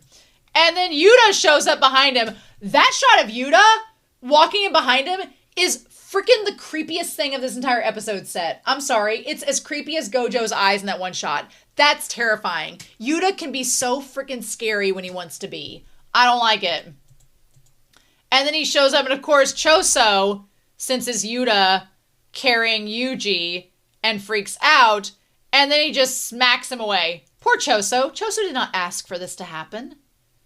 So, but it's part of Yuta's act. And Yuta's an Academy Award winner at this point. So he drags Yuuji, and he's like, go report that I've killed Itadori. Now, I do love this, where Naoya's like, don't look down on me.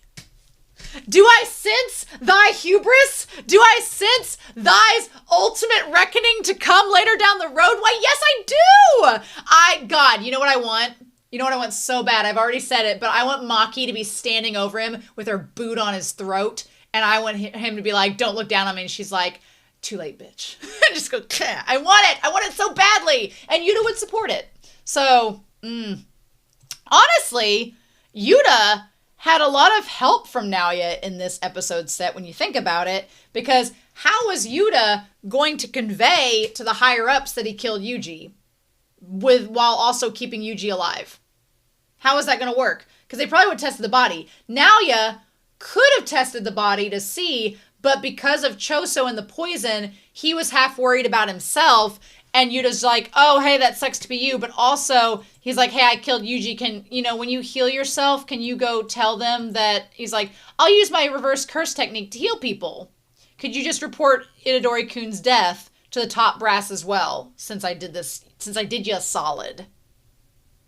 And he's like, well, yes. And so he does. Honestly, I feel like Yuuta would have had a harder go at it if Naoya hadn't been there to conveniently been able to be, because the last thing Naoya wants is to owe anybody a debt. So of course he's going to be like, fine, I'll go report it. Thanks for healing me. Bye. See you never. And leaves off. So then, you mother truckers. You mother truckers. You mother truckers. This. We get more family dynamics with Yuuji. So we're going to put Yuuji down here. Oh, Yuuji. We got old Yuuji here. Yuuji, and we're going to put the death paintings over here. The death paintings are all here. His brosy bros. Yuuji is the son of Jin. Yuuji, Jin, who looks a lot like Yuuji. This flashback, oh my god. This is the stuff that Romania lives for. Baby Yuuji. Okay, here's the thing though. He's looking, his eyes are blinking, and there's him being held as a little baby in that moment. But if this is coming from Yuuji's perspective, why was he seeing himself? Unless maybe it was like a mirror. Maybe he was looking at a mirror and saw him being held. And he's like, what is it, Dad? So we see Jin. If you want to talk about her, I'm going home. So, okay. Jin looks a lot like Yuuji. He has pink hair like Yuuji, has the same eyes as Yuuji, basically has the same features. He looks like if Yuuji grew up to be a librarian. That's Yuuji. Like, he looks a lot like Yuuji, entirely. And then we look over and see the grandpa. Okay, and so there's Jin, and there's the grandpa. I'm glad we get confirmation that Jin is the grandpa's actual son. I'm glad we get confirmation about that. That's a fun time. That's good. He's like, you're free to live your life however you please. My question is, was that Yuuji that was being looked at, or is this from Yuuji's perspective, or I'm guessing it was a mirror? Because how else did he see himself, right? How did that work? And he says, but you have to stay away from that woman. And he says, you'll die. And he's like, please stop saying such mean things in front of Yuuji. I'm going to chalk it up as maybe it's a manga panel showing Yuuji as a baby. Maybe it's a mirror. I don't know how he saw himself in a vision. Doesn't matter. But so this man ended up getting with this woman. But there's this other woman over here named Kaori, who maybe he was supposed to be with, but she couldn't have children. And then she died. Okay, I think they did say that she died. He was with this woman named Kaori. This is like Cinderella and the evil stepmother. He was with this woman named Kaori and she died. And then he's like, you know, you'd be surprised at how much a baby can remember. So the grandpa says, and I think this is an interesting commentary. I really do. The idea that Jin wanted a kid. He wanted a child. And what's interesting about that is I'm kind of here for the progressiveness of it, because normally in a lot of stories, the man isn't the one pushing for the child necessarily. I mean, don't get me wrong. If it's like a medieval story or a story where there's like lineage or bloodlines involved, and he's like, oh, we have to procreate for the family line or something stupid like that, then yes, the guy wants the child. But I don't think this is a situation where Jin wanted a kid just to continue the family line, but he wanted a child to be a father, which is a very different thing and not something you normally see in such anime and stories. He's like, and I know you were never able to do that with Kaori. So honestly though, I say that it's progressive, but I have a friend whose brother-in-law was kind of in this situation too. He was married to a woman and they couldn't have kids, and it drove their marriage apart. It ruined their marriage because they both wanted children and she couldn't have kids, and they tried other means and they did not end up working. And so, no, Huckleberry. And so he ended up driving their marriage apart. And so the grandpa says you were never able to do that with Kaori. Then this woman walks in, and Huck, I can't get that. So sorry, bud. And then he's like, okay, but Kaori died. And then that woman comes in. And it's like, Father, what are you talking about? And then we see her. We see her. The woman that is Yuuji's mom. The woman that's Yuuji's mom, who just conveniently has some scars over the top of her forehead. The woman that's Yuuji's mom. Yuuji's mother is Brain-kun! What? What? No! Yuuji's mother is Brain-kun! Oh my god! Yuuji's mom is a woman who has been taken over by Brain-kun.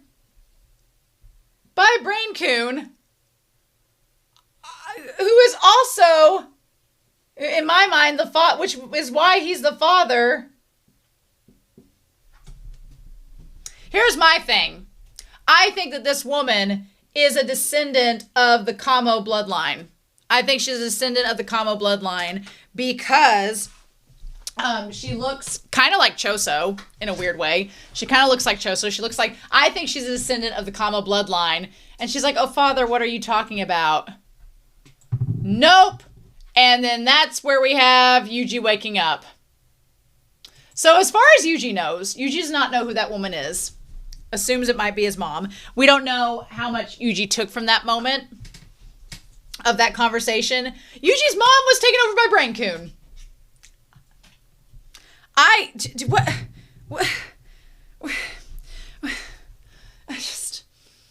Brain-kun has a type.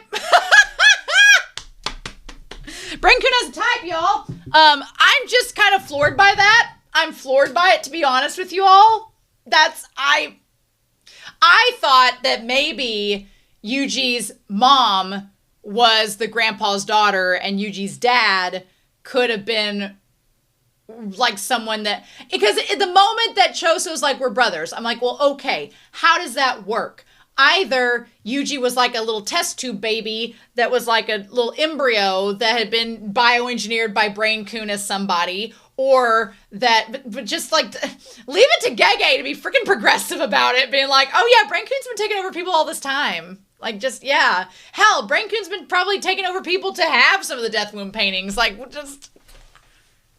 So, I don't, the question is, did Brain-kun, like, was Brain-kun in labor with Yuuji? Was that a thing? I have all these questions, but that definitely, Brain-kun is Yuuji's mom. Cool. So Brain-kun that's now in ghetto is Yuuji's mom. Wrap your head around that, please.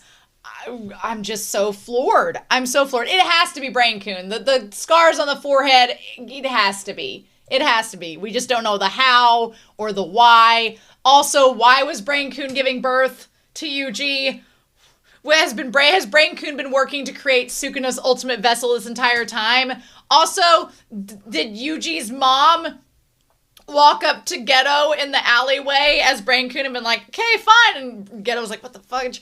So then, yeah, we find out that Yuuta, I love that Yuuta is like, oh, thank goodness. I'm so amazed. I was fooled. The Academy Award acting had me completely convinced. I was so fooled. And then I don't blame Yuuji for being like, nope. Also, what's also cool about this is it's a completely deconstructed scene of Ghetto and Yuuji, or not Ghetto, but of Gojo and Yuuji from the beginning. It's like a deconstructed version of that. When they were in the big room with all the shrine tokens and all of the different totems and everything, and there was like the big like warm light in the center of the room. This is that completely deconstructed, and now it's a fire, ruins all around them, but it's a Gojo-like presence like Yuuta and Yuuji who's been spared from an execution. It's wild. I love it. He was like, it was back in September. Okay, little shipper Romania is going to talk for a hot second. Gojo came back in September to see me. So before he asked me to take care of you. So I had no choice but to put on that act. And Yuji's like, are you for real? And so back in September, before the Shibuya incident happens, Gojo says, I want you to take care. I have a bad feeling something bad's about to happen. Man, even Gojo... hindsight does not even affect Gojo, right? I want you to take care of the first and second years, Yuuta. And he's like, oh, Hakari, he'll be fine. But you need to take care of the other ones. And Yuta's like, if something happens, troubles with women. Look, Shipper Romania is going to talk for a hot second. Gojo's not interested in any women. Ever. Not really. No. Meimei and Urahime he just pesters. And Meimei he just pays. So... he's not interested. He's like, no, trouble with women. He's like, you've learned to joke around, haven't you, Yuuta? I feel like that is Gege literally saying Gojo is not here to mess around with women now or ever. Because then the very next thing he asks is, oh, he's like, take care of Yuuji. He's like, how's Miguel? Don't care about no women, but wants to ask how Miguel's doing. Has Miguel hit you up? It'd be a big help if you looked after Yuuji. He said he wanted to see you. So he's like, I decided putting on act was the best option to prevent someone else from executing you and having information about you cut off. I mean, Yuta's smart. That was a great method to go on of. And he's like, before they would approve me as an executioner, he's like, HQ made me forge a pact to kill you. And then that's when we have this moment. He's like, so I did have to kill you for a second. Sorry about that. I mean, we have established that pacts are, you've got to, if you make a pact with someone, you have to see it through. There's no other way around it. You just have to. And so he's like, and then Yuji's like, well, then how am I alive? And he's like, oh, I use my reverse curse technique. I'm kind of OP like that. It's totally fine. I just restarted your heart. It's fine. That shot of Yuuta using the hand as, it's so Gojo. It's crazy. It's Gojo. We're going to talk about it here. I know I've been keeping y'all in suspense, but I'm waiting to get to this part. They'll probably figure out, because the situation's chaotic, your death sentence has been carried out for a while. So, and he's like, why would you go that far? And he's like, because the people I cherish you. And Yuji's like, well, okay. He's like, I once shouldered a greater power than I could bear. And though the power I thought was forced upon me, I'm not like you. The power you shoulder isn't your own power. You're not to blame. I'm glad that someone is here telling Yuuji this. I'm glad Yuuji has Megumi and Yuuta to have this conversation with him, because he's been alone for so long in season 2 that he needed somebody to like legit talk him down off the ledge. And I'm glad these two are here to do it. I also like the idea that Yuuji, not only in his technique, but his mentality is the opposite of Yuuta. That's such a cool comparison to see our like main character energies being given. And Yuuji just does not look convinced. He's like, yeah, you can say that, and that's great that you spared my life, but I don't believe it. He's like, you're wrong. It's not a matter of blame. And he's like, I've killed all these people. And for Megumi went like Forrest Gump and just took off walking and didn't stop until he made it to this spot. He's just been trucking it consistently, like, I'm gonna go find Yuuji, just you wait. And then he just walks onto the scene. These three characters together on one stage is absolutely insanity. I would not have imagined this early in the season. Let me tell you. He's like, what are you doing here? And he's like, we're going back to Jujutsu High. I love that Megumi knows about the death sentence, but he doesn't care. He's like, we'll hide you. He's like, the barrier around it's weakened. Let's go. It's fine for you to return. No one's gonna see your face directly. He's like, Gojo snuck your ass in once before. So if he could sneak you in back then, this will be a walk in the park. He's like, we'll meet with the upperclassmen. And then he's like, no. And he's like, don't accept what happened like it's normal. Don't negate what happened. And this part here where he's like, I killed people. And then because of me, so many people died. And then this part here where he says, because of us. Okay, hear me out. Hear me out. Back in season 1, when I was watching season 1, I didn't really ship Megumi and Yuuji. It wasn't until the sister school tournament when Yuuji and him like swap out the fights that I was like, oh, I see the vision. I see them as a ship. And in season 2, I saw them as a ship even more. And I was like, oh, Yuuji and Megumi are Gege's answer to what Gojo and Geto should have done. Like, that's literally what they are here. Because you have Geto back during the hidden inventory. Honestly, Geto and Yuuji are the ones that are similar in this situation. And we've talked about it before, but both Geto and Yuuji, they feel this sense of blame. They feel this sense of guilt. They are questioning the role of being a sorcerer, and they're tying to the curses like a curse user. They're both so similar in this regard. And Yuuji's like, just like Geto's like, we caused that girl to die and get shot by Toji. Yuuji's like, I've caused people to die. And he has all this guilt, all this blame, all this frustration and shame attached to him. And Geto was the exact same way. And the thing is, Gojo, rather than Gojo being like, well, we both were to blame, but we're both going to work together and come out of this because we're both the strongest and I need you and you need me. Instead of that happening, Gojo was like, well, then I will just get stronger. And what ended up happening was it pushed these two apart until there was a KFC style breakup. That's what it led to. Here, Megumi is doing what Gojo did not do and could not do. And Megumi is saying, no, it's us. We are together in this. Megumi's like, I can't become strong enough to save my sister alone. We're going to have to work together. We're going to share the blame. We're both going to be murderers. And Yuuji, I love his internal monologue where he's like, well, of course you would say that. He's like, don't go giving up by yourself. And I like that we can't see Megumi's face. It's like kind of half hidden in the darkness so far, so you can't really see it.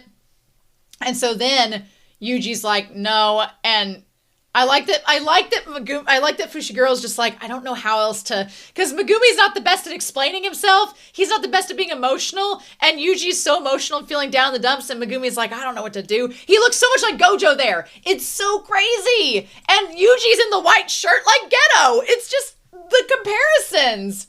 And he's like, I mean, and that's when he's like, he's debating on what to say. And he's like, we aren't heroes, which is what Gojo and Geto should have said to each other. We're just jujutsu sorcerers.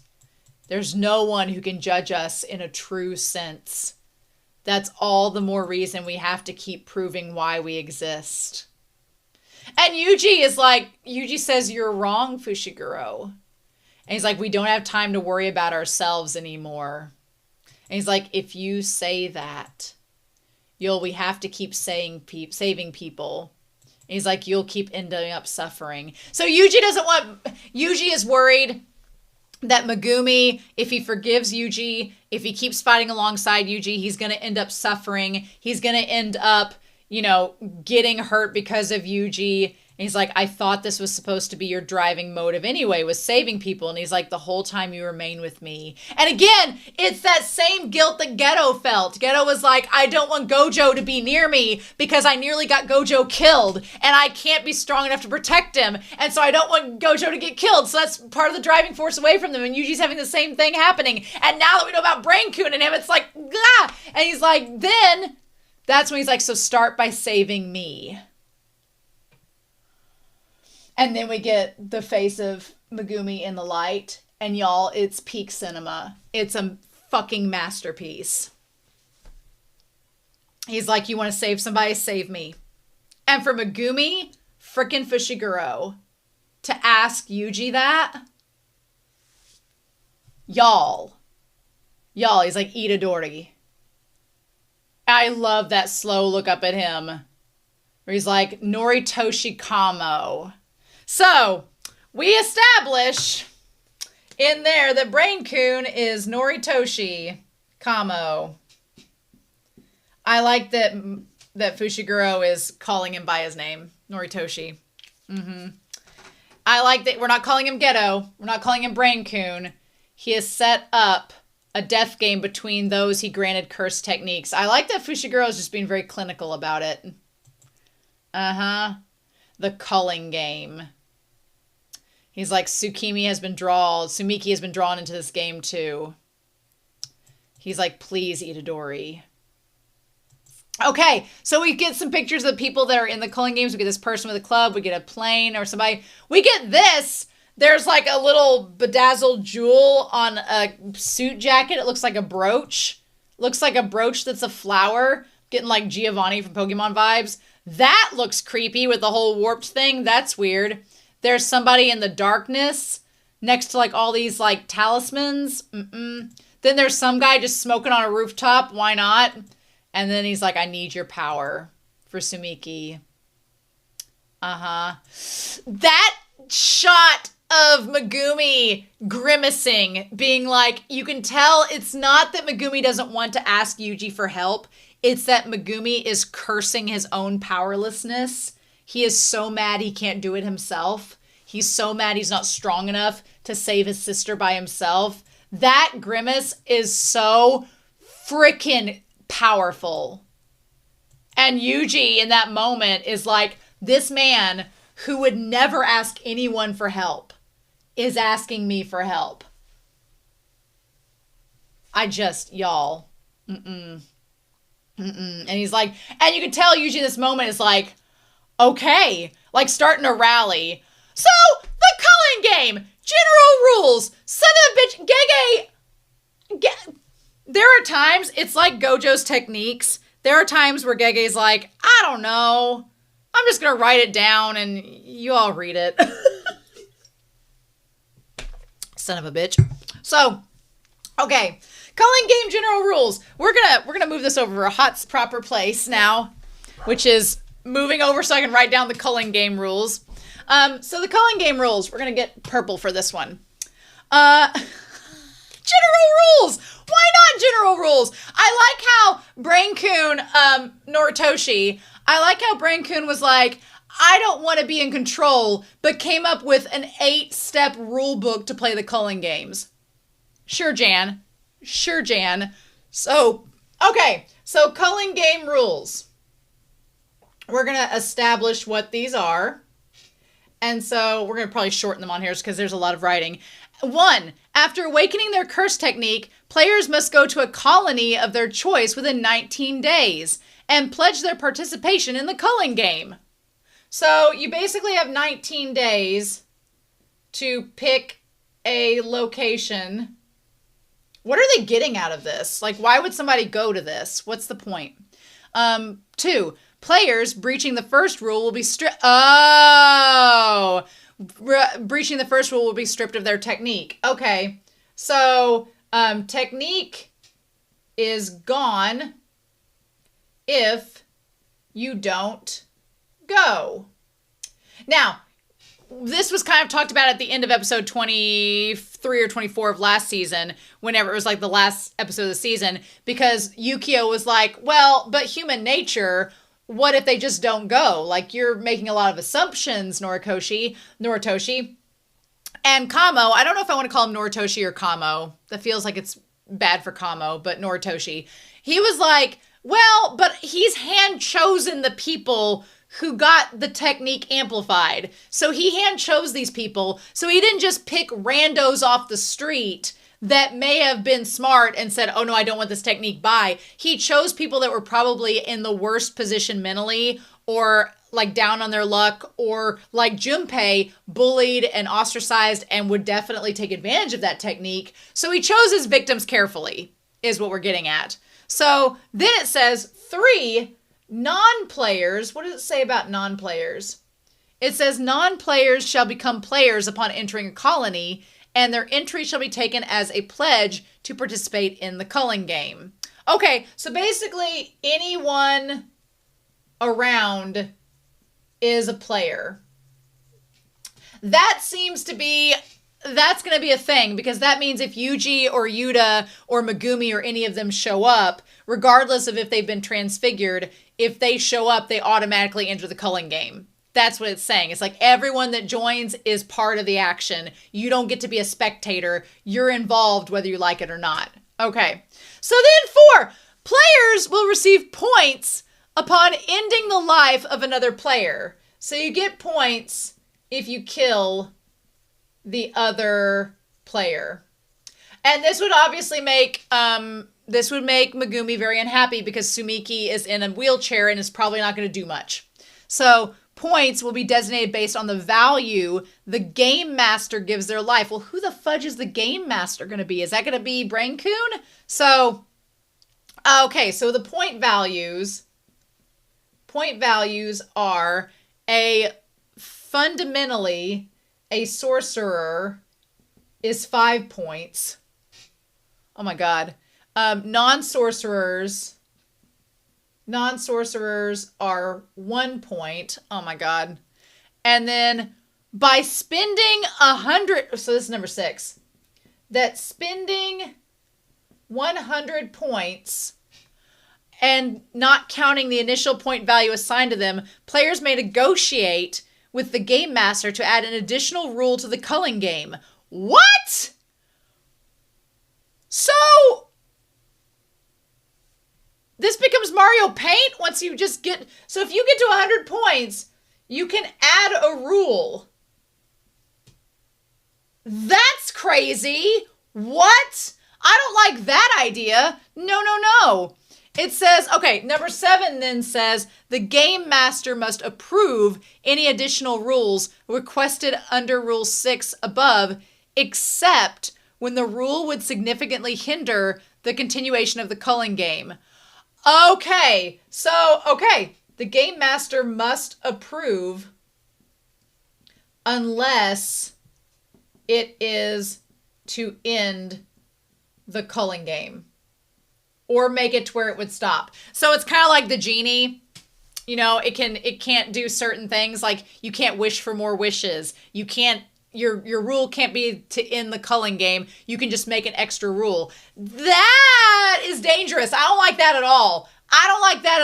Nope, not one bit. Somebody that's crazy can make up a crazy rule. I don't like it. And then it says number 8 is that players who do not show a change in point within the 19 days of joining or acquiring points will be stripped of their technique. So you've got to kill somebody within 19 days. Once you join, you have 19 days to kill someone or lose your technique. Brain-kun ain't messing around. Brain-kun's like, I'm not going to sit here and wait for stuff to happen. I got things to do. That's insane. That's pretty crazy. Okay. And then we go through the general rules and then cut through all of this. Oh my God. Yep. And then the same rules are shown over again. Oh, this is crazy, y'all. Nope. And so Megumi says, please, Itadori. I need your power. And then he's like, Yuuta. I like that Yuta's over here like, this has been a really touching moment with you guys. Yuta's like, this has been so sweet and touching. Oh my God. Oh my God. Sukuna. I like that this is said out loud. I like that Yuuji voices that something's going on with Sukuna. He's like, Sukuna is plotting something that uses Fushiguro. And I like that Yuta's like, I'm here. He was probably able to take over my body in Shibuya. Well, yes, he was. And now there's 15 fingers inside of me. Even if I'm fed all of the remaining 5 at once, I don't think he'll be able to take me over. But even so, if he manages to take control again, don't hesitate to kill me. I trust that you can do that. And Yuta's like, okay. He's like, I'll do my best. So here's some things we're setting up. We are setting up that now, I'm glad that all the players on the field, including Choso, because Choso's been standing in the shadows watching this entire thing go down, that everyone is understanding that Yuuji has given Yuuta his blessing, that if Sukuna takes over, try to kill me. Because he doesn't want to hurt Fushiguro. He knows that Fushiguro is wanted by Sukuna. Man, if you're into BL, this is like a damn paradise. If you are a BL shipper and you're shipping Yuuji and Fushiguro and you view Sukuna as like this Jekyll and Hyde thing, it's so good. It just is such good drama. It's such good drama. I'm here for it. This is like, I feel like I'm in a candy shop. So he's like, yes, I'll do my best. And then he's like, Fushiguro, what do I need to do? And he's like, we need to return to Jujutsu High and contact Tengen. I can't believe we're getting into Tengen. This is crazy. He's like, how can we release the seal of the prison realm? I like that Brain Kuna's ghetto is twisted. I love this twisting. It's crazy. What is Noritori Kamo's actual goal? And what moves will he make? The Culling Game is an unprecedented act of jujitsu terrorism, and we need answers to those questions to resolve the situation. So yeah, our questions are, what are we doing with the Culling Game? Well, he kind of told us what the Culling Game is doing. And also, what are we going to do with Gojo and releasing him? Okay, so let's do some theory time, because I've been like prefacing that this entire time, and dear God, I've been talking for almost 2 hours. Okay, so here's my thoughts, and I talked about this in volume 9 and volume 10 of the manga, because there were some things that Gege put in the manga that I was like, ooh, that seems foreshadowing. Lots of talks about Gojo and his brain. Lots of talks about that. In this episode, lots of talk about brain power. Lots of talk about energy and output and things like that. Let's look at this from a shonen perspective. Brain-kun wants to rule the world, but also wants to evolve. I think they want to evolve themselves. I don't think they say they care about mankind, but do they really? I think they're mainly out for themselves. But maybe evolving mankind is like a benefit, a pro bono, if you will, of that happening. Brain-kun is able to hop from one brain to a next and take over people. I'm using Shonen Bleach logic, so humor me, because Brain-kun gives off lots of Aizen vibes, so I'm just basing it off of a lot of that.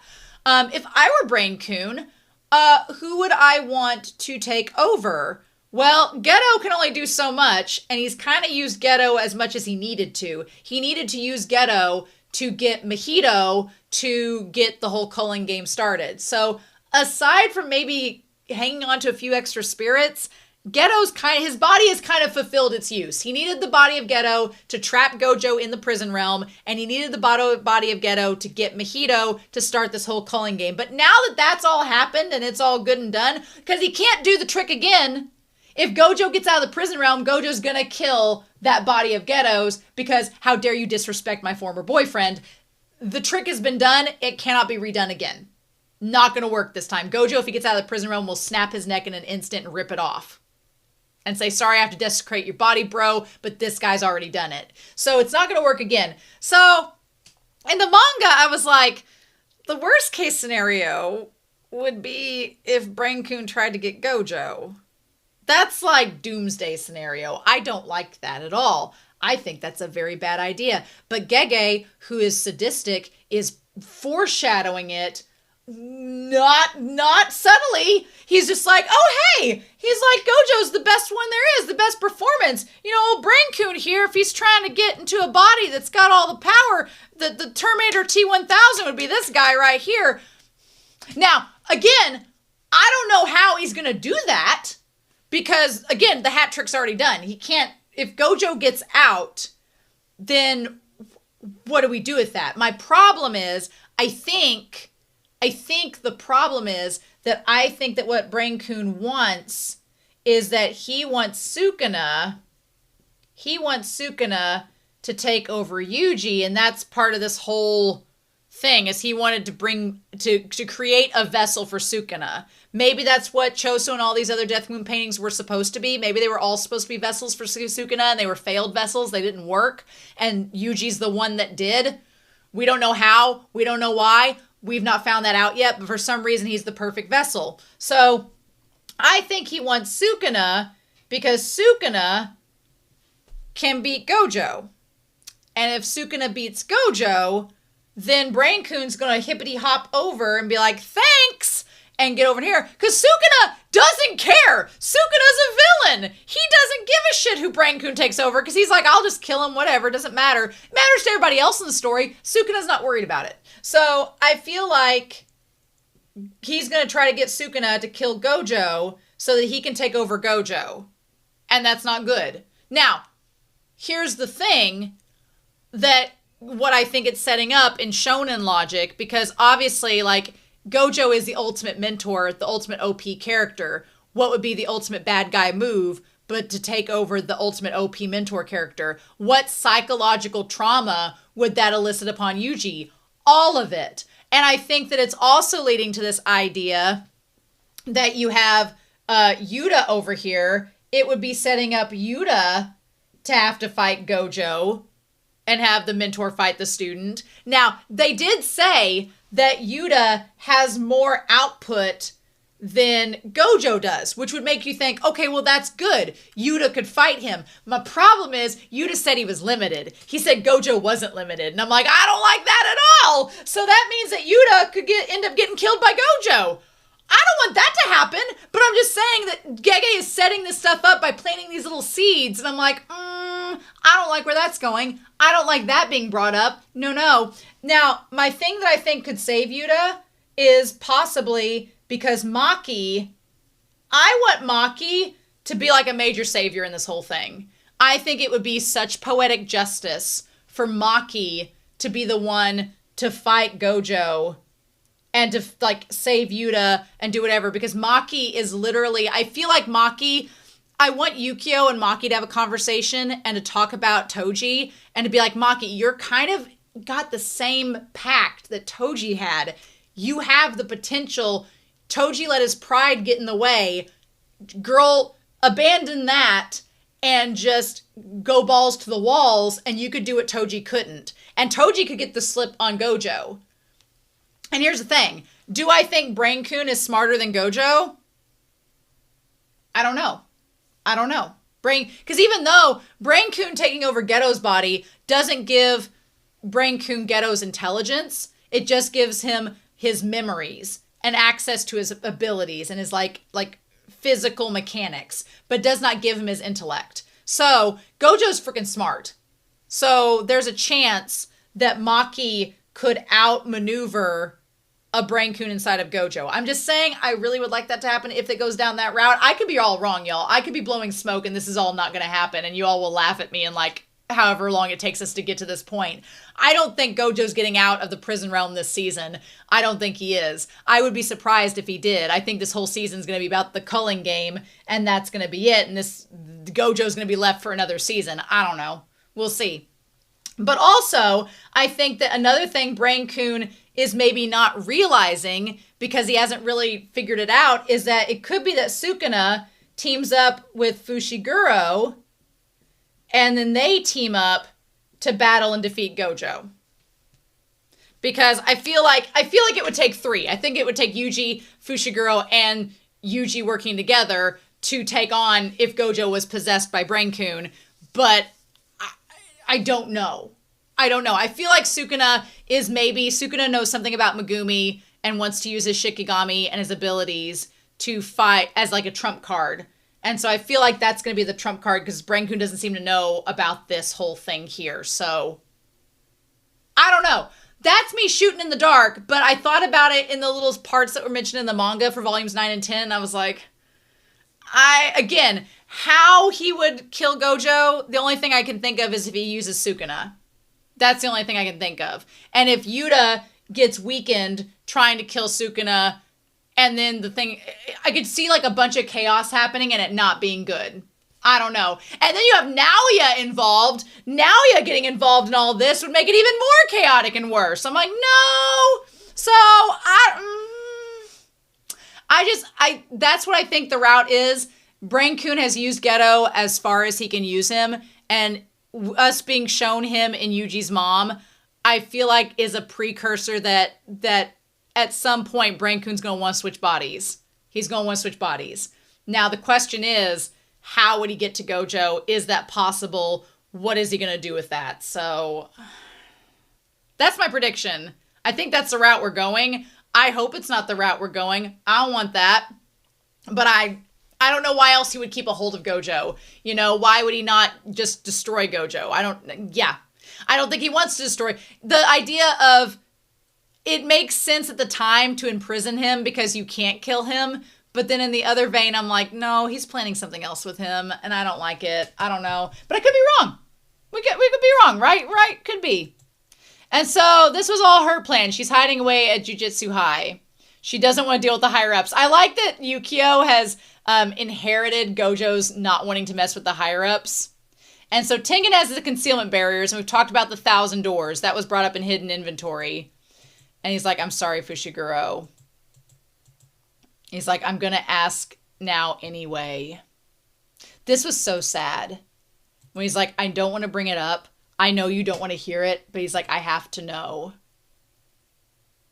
And then like the way his eyes soften. He's like, what happened to Kujisaki? The moment he says Kujisaki, Fushiguro's eyes just like close. Like it's instant. He didn't even have to say anything. He flinches. The moment Yuuji brings it up, he flinches. And that's all that was needed. That was it. And yeah.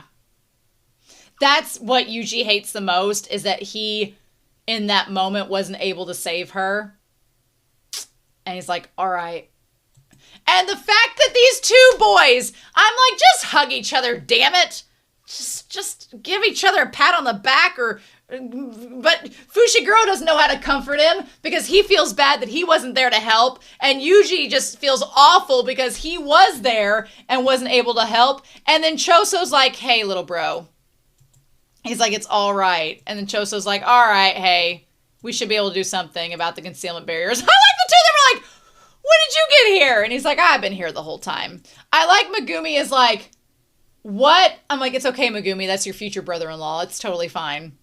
He's like, what are you talking about, Choso? And Yuta's over here like, good job, Choso, breaking up the melancholy. Good job over there, my friend. Just, oh my God. He's like, we're going to do the same thing. What does he say there? He's like, Sukuna's fingers and us death paintings, right? We'll do the same thing. And they find a way in. I love it. Freaking love it. So then we go down. Maki and Yukio have just been hanging out, certainly not making out, certainly nothing Yuri involved has happened down in the basement. No. Maki looks so, I love her cape jacket, yes. They are doing their damnedest to not show us Maki's full look up close. They're trying so hard to not show us that look. Really? The eye patch and everything. And then Yuuta, is it safe for you to be moving around? Now, a lot of people ship Yuuta and Maki. Look, Maki can be bisexual. I'm not saying she ain't. Yuuta can be all about it. I'm not saying you can't be.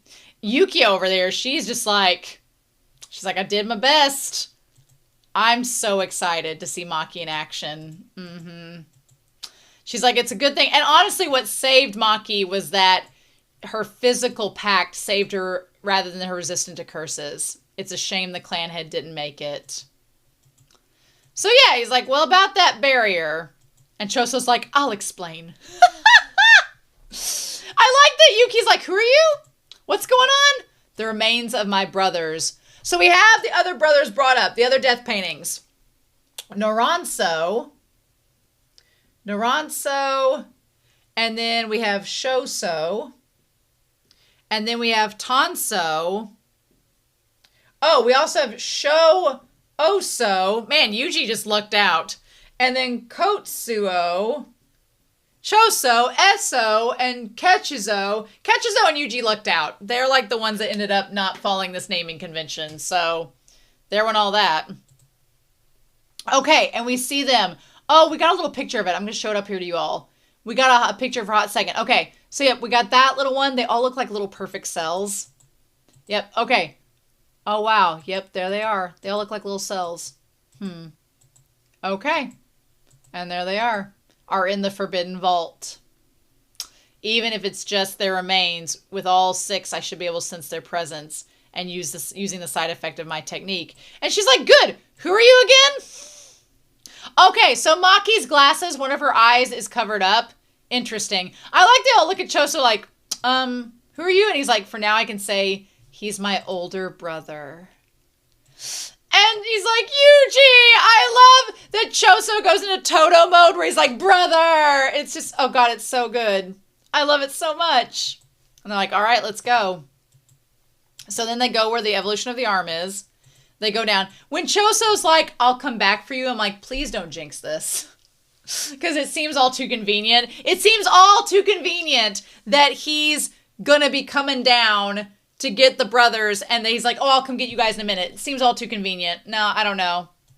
But yeah, we have quite the squad. And then they talk about the bloodstains from 12 years ago being the one from where she was shot in the face. You know, all the distortions may have started back then. Yeah, pretty much.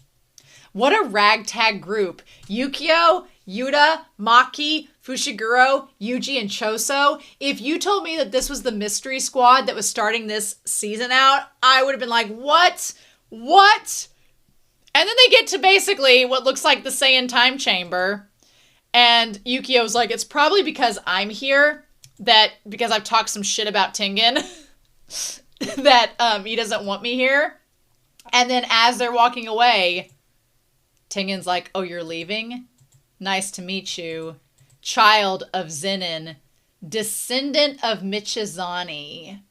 So Michizani, is that Yukio, the descendant of Michizani? Michizani?